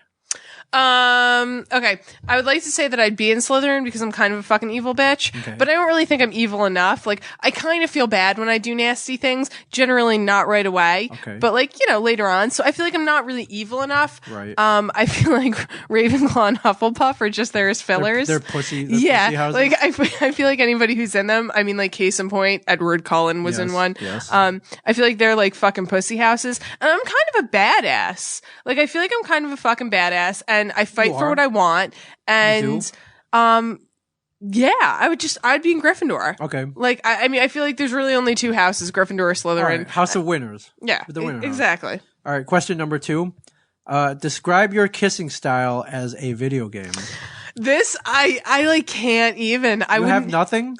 I know, and you gave me this one the other day, and I really didn't even think of it. Yeah. One girl said Left 4 Dead. Okay. Which I was like, okay. I can't remember what the second girl said, but third girl said Final Fantasy. I mean, that got me. Yeah, Final Fantasy. That's the best answer possible. That got me. I don't even know. Thinking about it, I tried to think about it long and hard. Final Fantasy was a good one though. Yeah, see, that was the problem. You gave me the answer before, oh, okay. Yeah, so instantly I was going in that nothing's gonna be as good as that, and I'm like, there are a lot of games out there. Kaboom. I was gonna say, Revenge. I was like Frogger maybe. Frogger. I don't know. I would. Yeah, no, I am not a Frogger kisser, but Pitfall. There could be any number of answers, but I thought hers was very clever. Yeah. Third question is, if you won the lottery, what would be the first thing you bought and why? And what would be the first thing you bought, Ming? I think I'd buy a studio. I'd build my own podcast studio. Okay. Yeah. Or a Tesla. I'd buy a Tesla. Okay. I think I would. Boring answers. A million Sour Patch Kids. Okay. 100 tacos. 100 tacos. Yeah. I feel like if I won the lottery, I'd be hoping for more than a brewery, just like a brewery. Oh, my mother's calling. Oh, do you want to answer this on the? Oh yeah, no, I'm totally gonna answer on the show. Are you really? You should put her on speaker. I'm not gonna put her on speakerphone. God, she'll probably see something terrible. Hi, Mom. Put her on speaker. I'm podcasting. Hi, you're live on the air, Mrs. Q. Did you want to talk about something? Are you okay, Samantha? Are you okay? Are you alive, Samantha? I will call you later. Ming, stop talking in my mother's ear. Oh, I'm sorry. Ming says hi. Hello, I love you. And Ming says he loves you. I do. Well, you're a woman. He loves all women. No. I will call you later. Bye. My mother is horrified right now. Oh, I'm sure she is. Oh, she's not horrified already? No, she's not horrified already. She doesn't listen to the show. Yeah. My parents don't really understand podcasting. Neither does most of the world. Don't feel bad. It's true. So I picked the girl who said Final Fantasy. I get they're like, come out, meet your bachelorette. I stand out around the corner, and sitting there are 3 13-year-old girls. They're dressed up. One was dressed as Harley Quinn. That's and I'm up there, and the dude is like, don't worry, you don't really have to go out with them. This is like, we're just having fun. We're just having fun. God. You don't really have to. Ming, oh my God, I love you. But I love you so much. But it was fun. I wear a training bra. And I don't. Do you like that? I don't remember. I don't wear a bra. You don't wear a bra. So I do wear a bra. Oh, you're wearing a bra? Okay. No, you don't. Hey. Oh, you are wearing a bra. Okay. I am wearing a bra. Now everyone's going to watch the YouTube video. They'll be like, oh my God, just take off her shirt. I don't remember this, but they told me when I ran to the corner, like those 3 girls started screaming and shit. I don't remember that part, though, to be honest with you. Oh my God. I don't remember that part. But in lieu of the date, there was no real date. We got prizes. She got something. I got handed 2 $20 gift certificates to Harry's Breakfast Pancakes, located the best breakfast place Harry's in Breakfast Pancakes. Myrtle That reminds Beach, me of South Carolina. Oh, what does it remind me of? What movie? Oh, shit. Mean Girls. Yes. In the end, where I don't know what the pancake house is called, where they hand her 2 like gift certificates to so and so's house of pancakes, and the chick walks by and she goes yoink, and they're like 1 gift card. I wonder if that's why they did it. Maybe because they gave me 2 of them. They could have just given me 1. They gave me 2, and I was like, oh, I thought that was cool. Put those in my back pocket for later use. Yes. And so that was a geek dating game. Dating game. Me and Mike also had a panel, 6 p.m. Every time you get invited to as a guest at a con, you do a panel. We do a panel. No biggie for us. Talking live in front of microphones. No big deal. Unlike most people, I bring a recorder. I record everything. Yeah. Unlike the other times we've done this, brought the GoPros with me. Yeah. Recorded, got video evidence of that. Video evidence. Now, usually these panels are held in like a non-script ballroom or something. They're very boring. This was in an outdoor tent, so it was nice, man. Oh, an outdoor tent. Yeah, it's like way better than like an inside ballroom. Myrtle Beach, like beach air blowing in. And packed panel. And I recorded, so it will be released at a future date. We killed, man. We killed the panel. I thought we did a really good job. Yeah.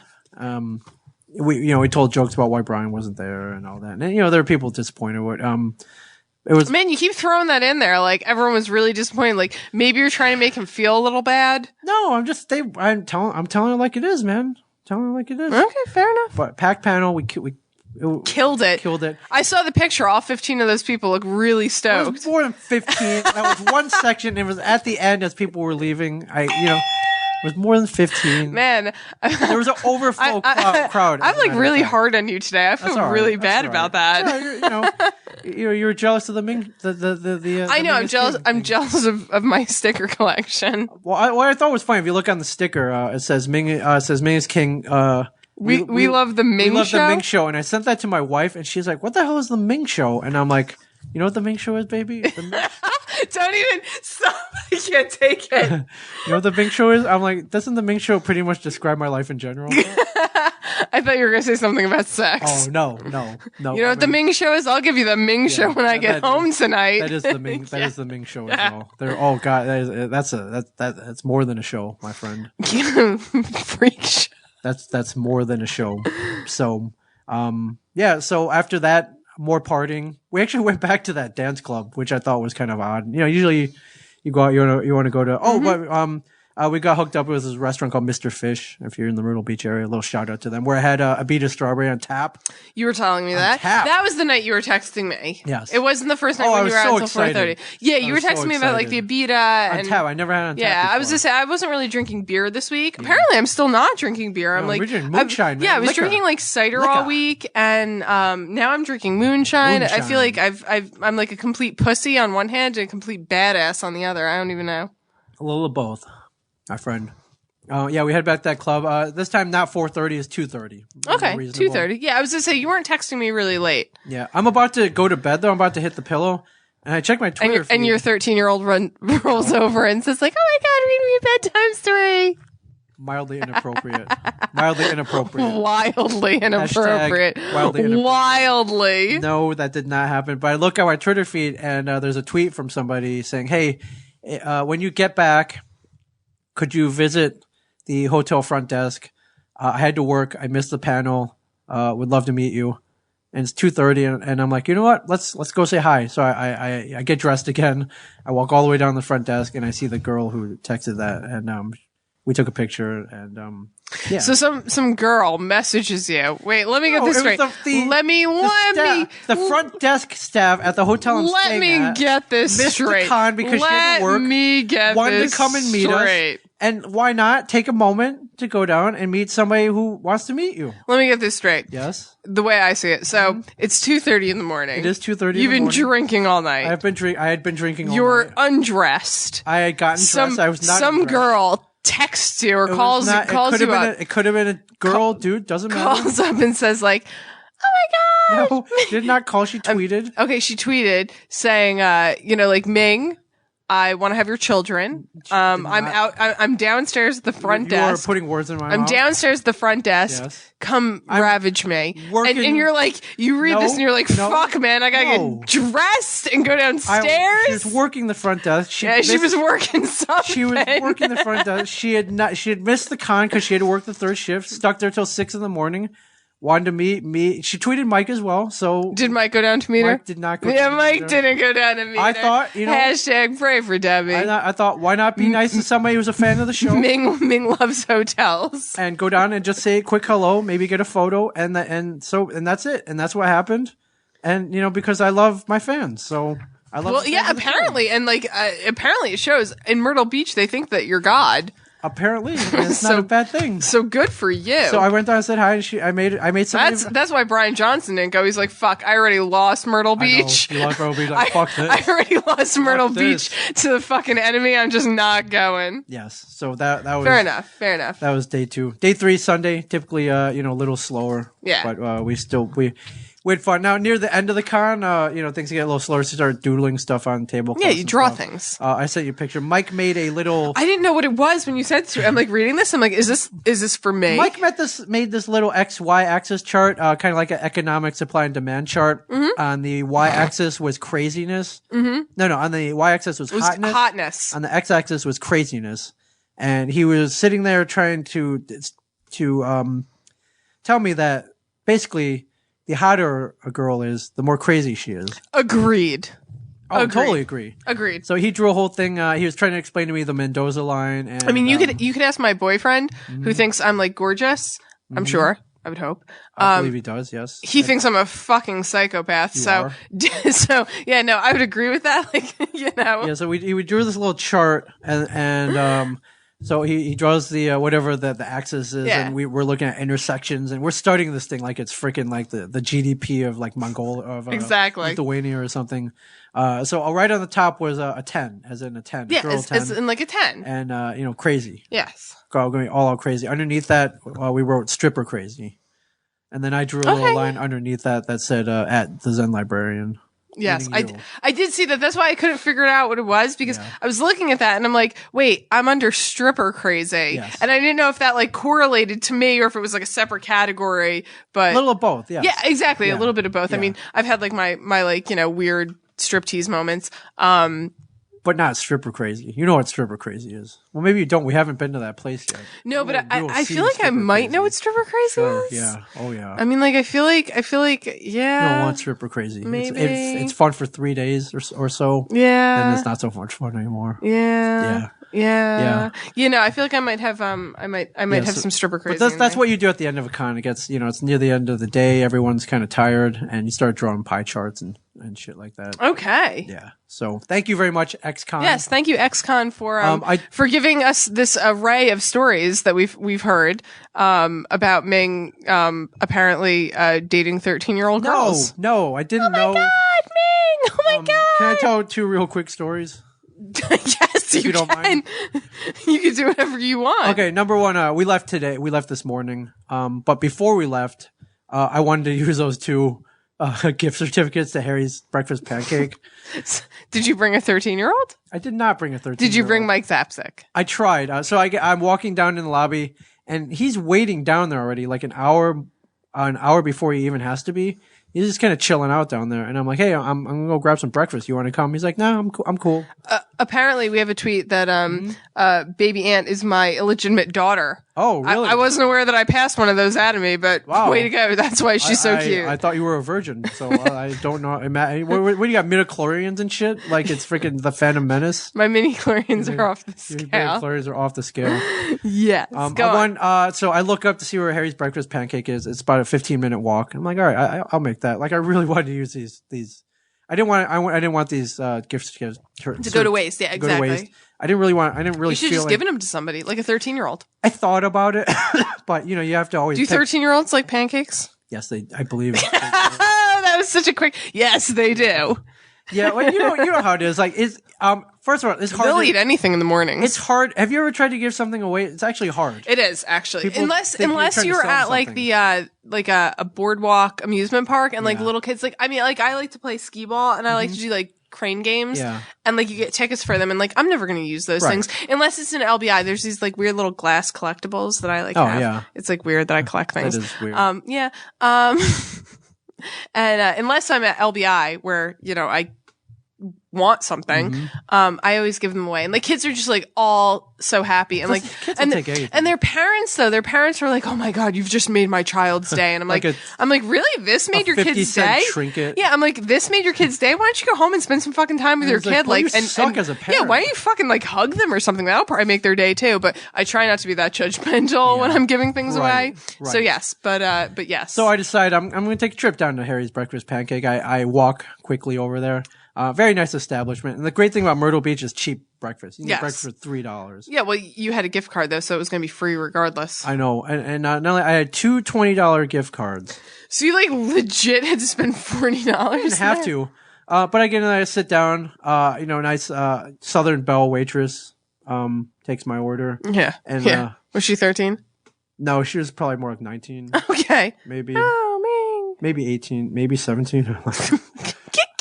With your fucking story. I don't know, but I order corned beef hash, eggs over easy, and the greatest part about the South, grits. Grits. Oh my God, grits. And that ain't grits. Grits in the South, man. Did you get coffee too? Of course, I got coffee. Did you get coffee or did you get espresso?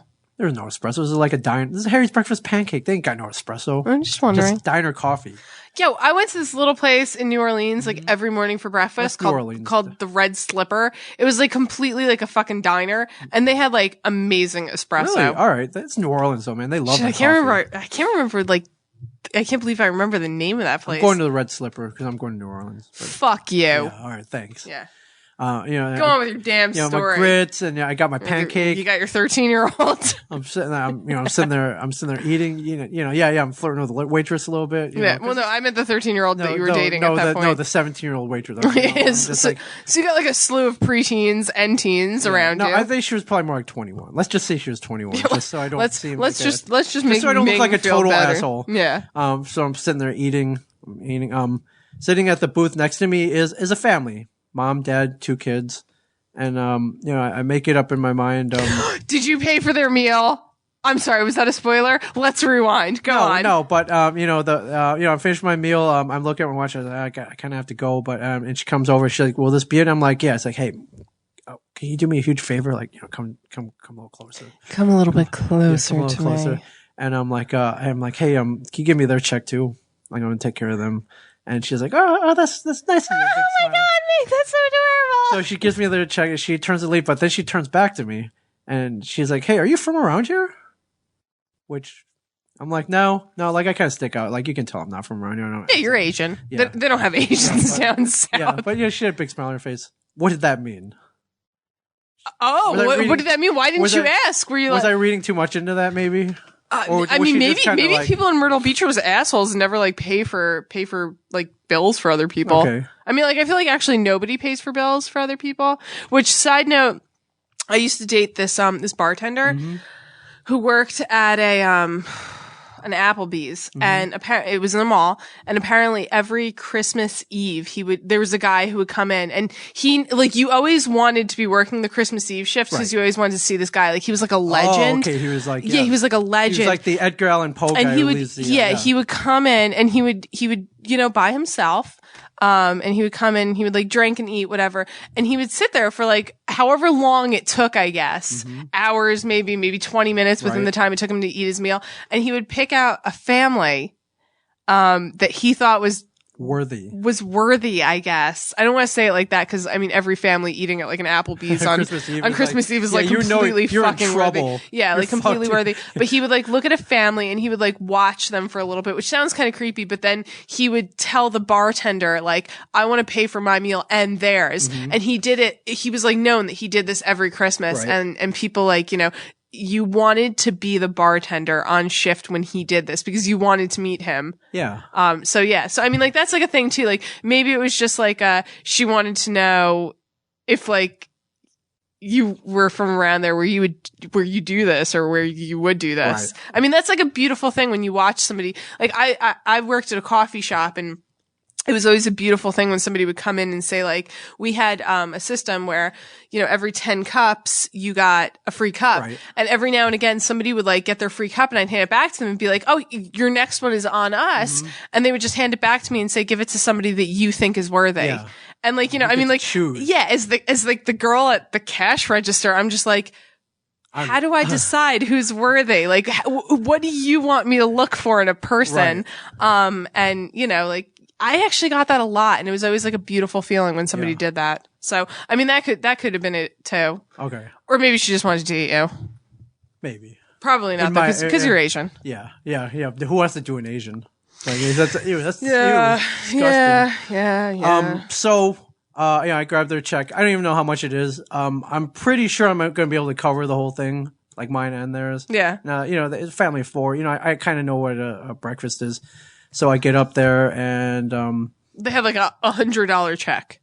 No, it wasn't $100. Okay. Pay for it. I had two $20 gift cards. Total bill came out to $40.72. So it was meant to happen. It was meant to happen. And the girl up at the register, like, older Southern woman, she's like, "Oh, you're so cute. You're adorable. You're so cute." I love that. I have a 13-year-old daughter. Granddaughter. I love the whole Southern hospitality. I love the accent. I'm not going to lie. The accent's pretty awesome. Okay. The accent's already pretty awesome. I take some bills back, left her a huge tip, and then I talked to her. I was like, "Hey, I'm getting their breakfast. Make sure they leave. Tell them that I told you to tell them to leave a huge tip." That was the only thing I wanted. But before I left, I looked back at the guy. I was like, "Hey, have a great day, guys," and then I left, like freaking, just like into the night. Yes, like into the fucking night. They'll never see this strange Asian man again who took care of their breakfast. Oh my God, Ming! But Ming Chen, angel of breakfast. Angel of breakfast. Hashtag. It is. They're probably angel of breakfast. Maybe they're. I'm just going to side note this. Yeah. We're going to have Tell Him Steve Davance saying like, oh my God, Ming Chen can't even take his wife out for breakfast, but he can pay for somebody else's breakfast. I want to throw it out there that I said it first before any aunt did. Okay. You got it. So I just want that out there. It's out there. I'm taking it before they do. Right. So that they can't feel the need to say that. It's out there. Now, mind you, when you do a good deed, you're not supposed to fucking brag about it. No, this is the good deed you asked me about. Yeah. He texted me earlier. He's like, so I did a good deed. Can I brag about it on air? And I'm like, fuck yeah. Go ahead. Oh, it's not like anything's ever stopped me before. Yeah, exactly. Changing tires. Yeah, like shit. Anytime you do a good deed, you always want to talk about it. Yeah. Yes. And and 2, like I didn't really pay. I paid for my winnings from a geek dating game. A geek dating game. Yeah. So some 13-year-old. But it was kind of fun. You look around, it's like, who's worthy here? Yeah. Who am I buying breakfast? Who am I buying breakfast today? I love that idea. I love that idea. Yeah. My God, it makes me want to go to like Perkins tomorrow and pay for somebody's meal, but I'm like poor, so I'm not doing this. Somebody needs to be paid for my meal. I know. So that's that. Well, cheers to you. Have some a sip of moonshine. Moonshine. Woo! Thank you, Palmetto Moonshine. Yeah, this shit's great. It's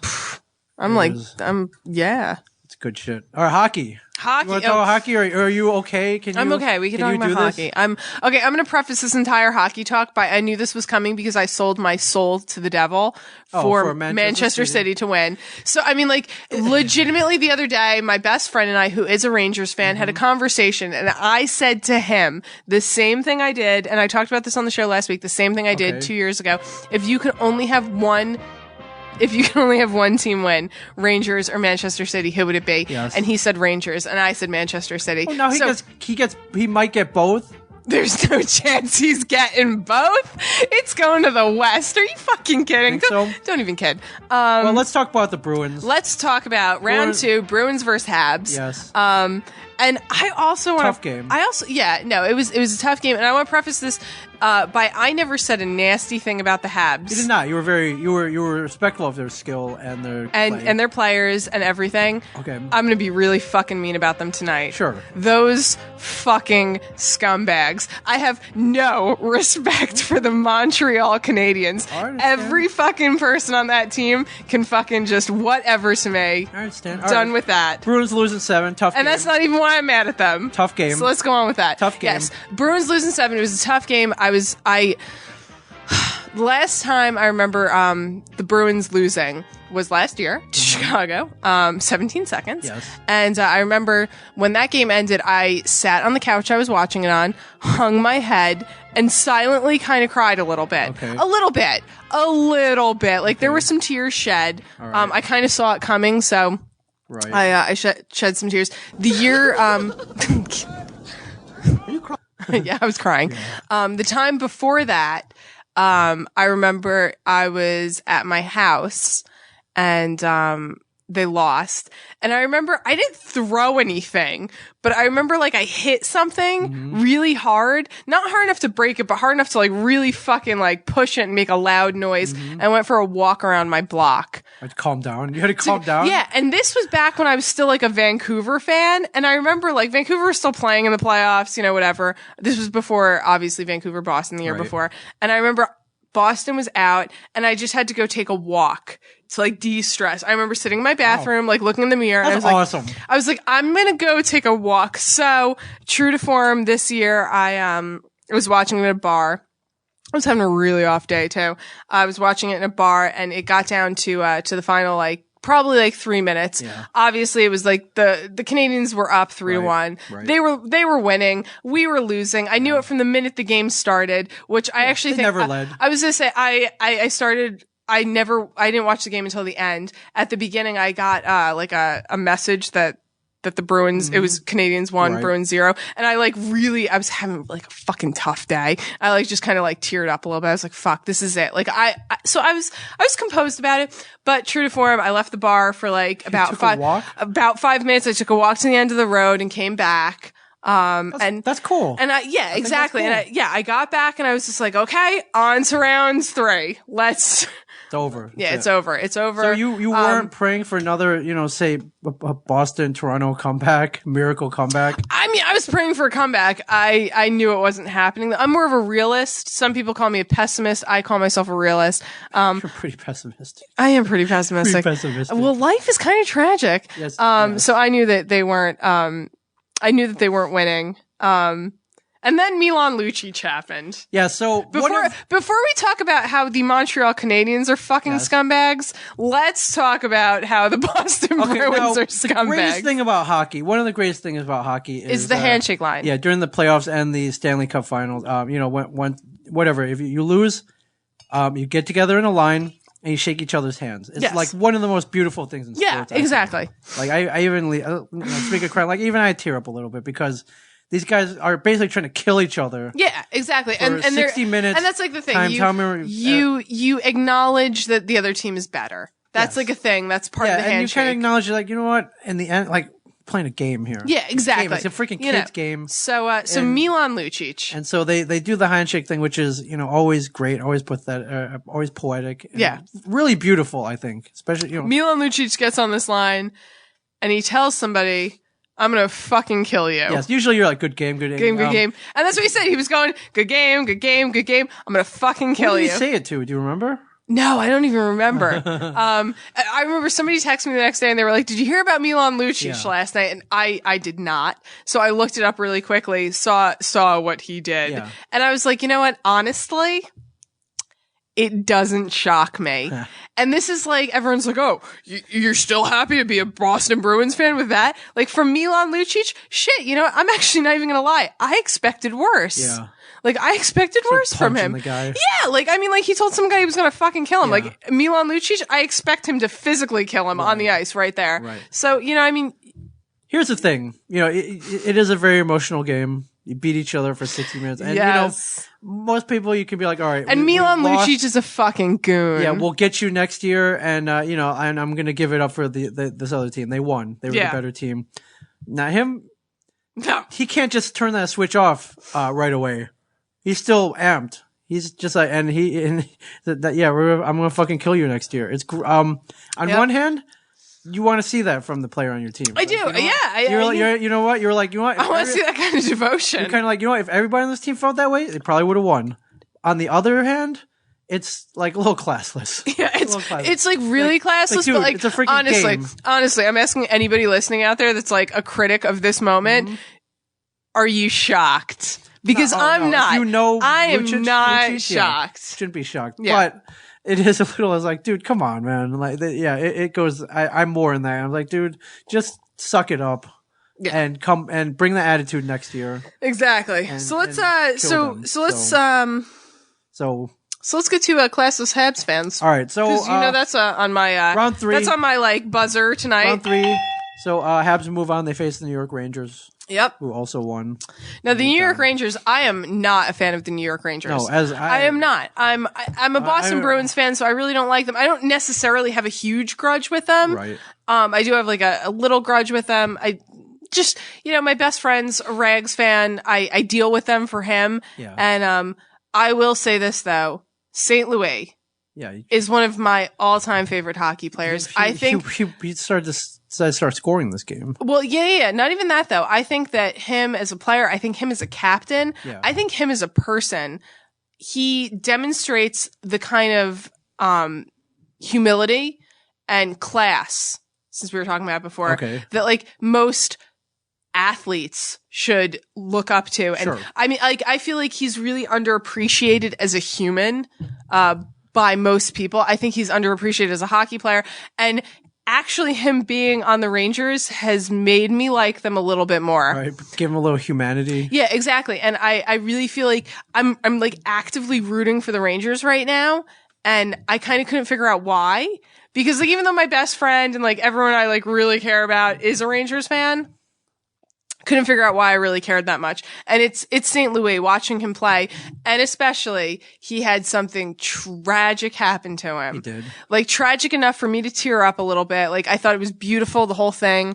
Yes, his mom died. Yeah, correct? His mom died. And, he kept playing. And he is, like, playing. And like, he is fucking playing that game. Here's the thing about St. Louis. That guy plays when he wants to play. Let's be honest. He plays when he wants to play, but he plays good. And I feel like, he does when he wants to. I feel like, even though he's not the captain of the Rangers, and there's no way they're going to name him captain of the Rangers because he hasn't been there long enough. Right. Like, I feel like there's a certain level of him that holds the team together. Like, I feel like he knows how to hold a team together. Sure. And, I feel like he should be a captain again. Yeah. Honestly, I feel like he's that kind of guy. Right. And, so his mom dies. And Habs fans apparently can't handle the fact that they lost to the Rangers. They got murdered. They got fucking annihilated, which, I mean, the Rangers kind of made Boston look bad. They kind of made everybody look bad in that moment. Last time the Rangers won 7-2 was against the Devils on that outdoor game. In that fucking rout that they had. And instantly, instantly Twitter erupts with people saying shit like, oh, well, it's a shitty time for St. Louis' mom to die because now he's actually playing. Right. And the best one, the one that I really, really fucking loved was them saying, I wish that I knew Martin St. Louis personally so I could tell him I was happy his mom was dead. Yeah. That one was like a gem. Whoever sent that one out, good for you. You're a fucking asshole. Instantly. And it just reminded me, like, I'm sitting here looking at that and I'm like, man, I remember like about 2 weeks ago when Boston fans were really nasty about something about PK Subban and like Habs fans fucking erupted about it. That's like, classless. Yeah, you guys that's are classless. You guys are racist. I had like a million tweets coming at me like, are you still happy to be a Boston Bruins fan? Well, yeah, Montreal Canadiens fans, I gotta ask you. Bruins fans might be racist, but you guys are just fucking jerk-offs. Like, holy shit. Who does that? It's not cool, but... No, it's hockey, not though. cool. No, fans. That's not hockey fans. Same way calling PK Subban what Boston fans did. It's up over the line, true, but, hockey fans. Sports fans. You don't fucking talk about somebody's mom just dying. You don't do that. Sports fans. You don't do that. No, you don't do that. No, you don't. But, they will do that. They do that. Oh, man. I, literally, I had no respect for the Canadians before this moment. Yeah, and I just fucking lost all respect for fans of the Canadians. Except Emily Glenn, because she's really she's really a Leafs fan. Yes. So I just want to throw that in there. I'm not mad at you. Okay. Well, it's not looking good for the Habs now. It's game 2 tonight. Can we? Yes, but Carey Price is out for the series. Out. That might be out. I know that might be a good thing, though. They're going to put in that other dude with the weird name. Yes. That might be a good thing, though. He is out. The game already started. Is there a score to it? I don't know. I'm looking it up right now. I don't have that one set. Dead. Yeah, I have to set that one on. My phone is dead. Carey Price is arguably their best player. I would say PK Subban's their best player. Montreal's up by 1, by the way. Oh, okay. Well, I mean, in these series, in the playoffs, it all comes down to goaltending. I firmly believe that. And their goaltender's out. This is not looking good. Can the rest of the team step up? It's possible. They have some talent on the team. Gianta, Subban, lot of talent on that team. They do. I wouldn't call Carey Price their best player by a long shot. I feel like honestly that series, I think Rangers in 6. Rangers in 6. Let's get that. The Rangers can eat my nuts. Let's get Rangers. Suck on these little Chinese nuts. That's what the Rangers can do. Are you rooting for Montreal? Yes. Really? Yes. Oh, Ming. It's the Rangers. Come on. Ming. I got no love for the Rangers. Ming. no. You can go. No love for the Rangers. All right. Let's flip it around then. Okay. Blackhawks Kings. Fuck the Blackhawks. Yeah, there we go. Shit. I could talk forever about how much I hate Chicago Blackhawks. They're looking good though. Yeah, they always look good. They're like the best team in hockey right now, but no one wants to see them repeat it, and everyone's going to start talking about dynasties. Their star players are healthy and scoring. Somebody needs to seriously beat the shit out of them in a terrible way. Can the Kings do it? I don't know. I'm rooting for Kings in 7. All right. Hashtag for Matthew Perry. Can that be a thing? Can we start a hashtag for Matthew Perry thing? Yes. I would like that to become public. Yes, we can. You can start that. I already have. I've been tweeting a lot about for Matthew Perry. I'm saying I would love it if he got really confused about why I was tweeting this and who the fuck I am. I'm saying Montreal in 7. Okay. Chicago in 6. I think they. It's going to be a good series. I think Blackhawks are better than the Kings. Kings are good. I think both teams are good. I think both teams know what playoff pressure feels like. I feel like the Kings are better when they come from behind. Yes. So I feel like, everyone's like, oh, the Kings lost game 1. They're out. Let's count them out. Kings lost the first 3 in series 1 or in round 1. Let's not count anybody out. Scoring update from our friend Agamemnon. Rangers has just tied it. Scorers tied 1-1. Thank you, my friend. Thank you for the update. Thank you for that. Yes. I love Agamemnon. Yeah, what a great guy. I know.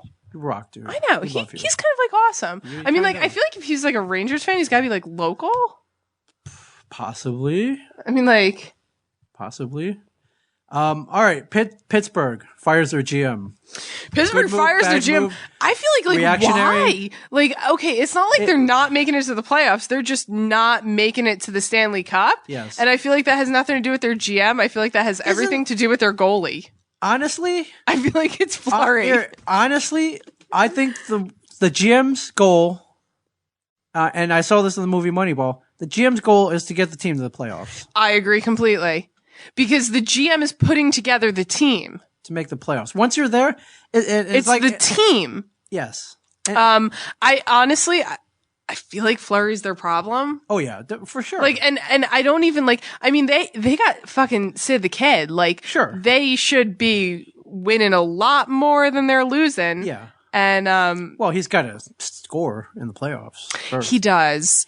But I agree with you. He's a good player. He's a good player. If they had Carey Price, I know this is stupid to say, if they had someone like Price or Lundqvist or Rask. Rask. Let's not dismiss Boston just because we're out. Or Quickie or, whatever. Anyone better than Fleury, they would probably, but it's like Billy Beane said, once you're into that seven game series, like anything can happen. Like GM cannot control that shit. Once you get in that series, anything can happen. Jeff wants to know if there's any chance of a Sunday Jeff guest appearance for our hockey talk. I don't know. That'd be cool, though. We'll see if we can make that happen. Yeah. Sunday Jeff. Sunday Jeff only talks about the Devils, really, though.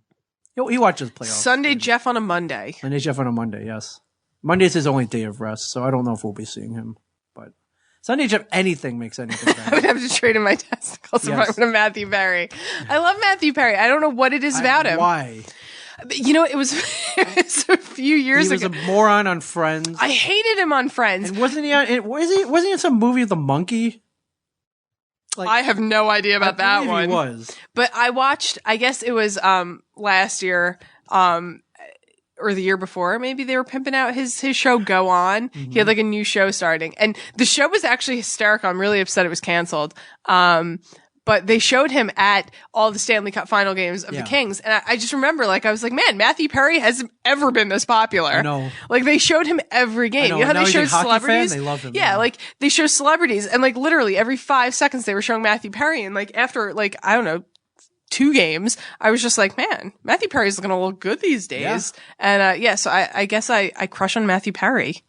Well, he's a hockey fan. That's cool. I mean, he's a Kings fan. He is. Not the best. Not bad looking guy. Got a ton of money. I mean, like, if I was going to go for a fan, I would love it to be a Boston fan. Yeah, he's got money. He's got a house. He's got his own car. Like, He has his own car? Don't we all have our own cars? Not everybody. I have a car. Okay. Do you have a car? I do. Okay. I'm just saying not every, but I'm sure you've dated gentlemen who didn't have their own car, perhaps. Maybe when I was in high school and my boyfriend was younger than me. Okay. So it's a requirement then. Okay. That's all I'm saying. Okay. So, all right. So yeah, Pittsburgh fires their GM, and I'm not agreeing with that. I'm not agreeing with that. Although I will say, I'm a big fan of Billy being the Oakland A's, and I agree with him saying it's like, listen, my job is to get you guys to the playoffs. Once you're exactly. I'm still going to Kings in 7. Okay.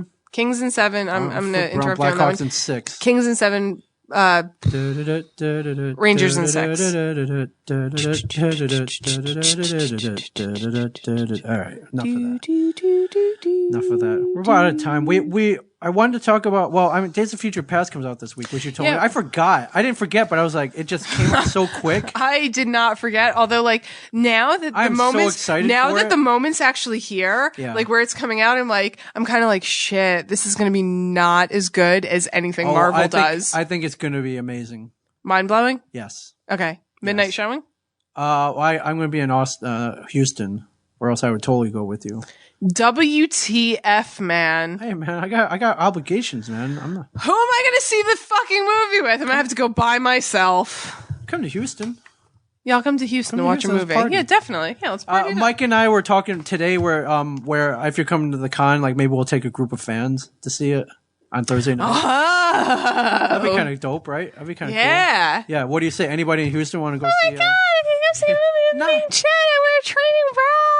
Oh my god! Training bra. I can't help it, man. Like the Justin Bieber chicks like me. What am I gonna do? He doesn't. That is not a good thing. Why? They have disposable income. like what? 13-year-olds? Yes. They have a disposable allowance. Okay, they have disposable allowance. Okay, get this out of here. And then somebody asked if we would, give him advice on a couch to 5K program. Just run. That's my I made a joke once about people who train for 5Ks. Yeah, she did. And she made fun of them. It's been viewed that I might be a pretentious running elitist asshole. Yes, which you are. Just run. If it feels good that day, just run. And if it doesn't, then don't. Some people need structure. And, some people need structure. Okay, so maybe like start with like, if you can't run, a quarter mile, and then you run like a quarter mile for like 3 days, and then the next day you run like a half mile. Yeah, and then they give up because your training program sucks. My training program doesn't suck, although I have killed, quote unquote, numerous running partners I've had. They've all like quit me. With third period French, and yes. Yeah, I've been known as a bit of a fascist. Listen, we'll go into more detail in our next show. But yeah, just get off your couch and run. I'm trying to figure out. I'm not going to be here next Monday. I'm trying to figure out what to do. You're not going to be here next Monday? No, I'm going to Houston, right? Yeah, but when are you coming back? Not till the following Thursday, because I'm going to stay out there, man. Oh man, what are we going to do? I don't know. I'm going to have to podcast with somebody. No, you can't do that. Well, you could if you wanted to. Would you be hurt if I podcasted with somebody else? I would laugh at you because it wouldn't be as good, but.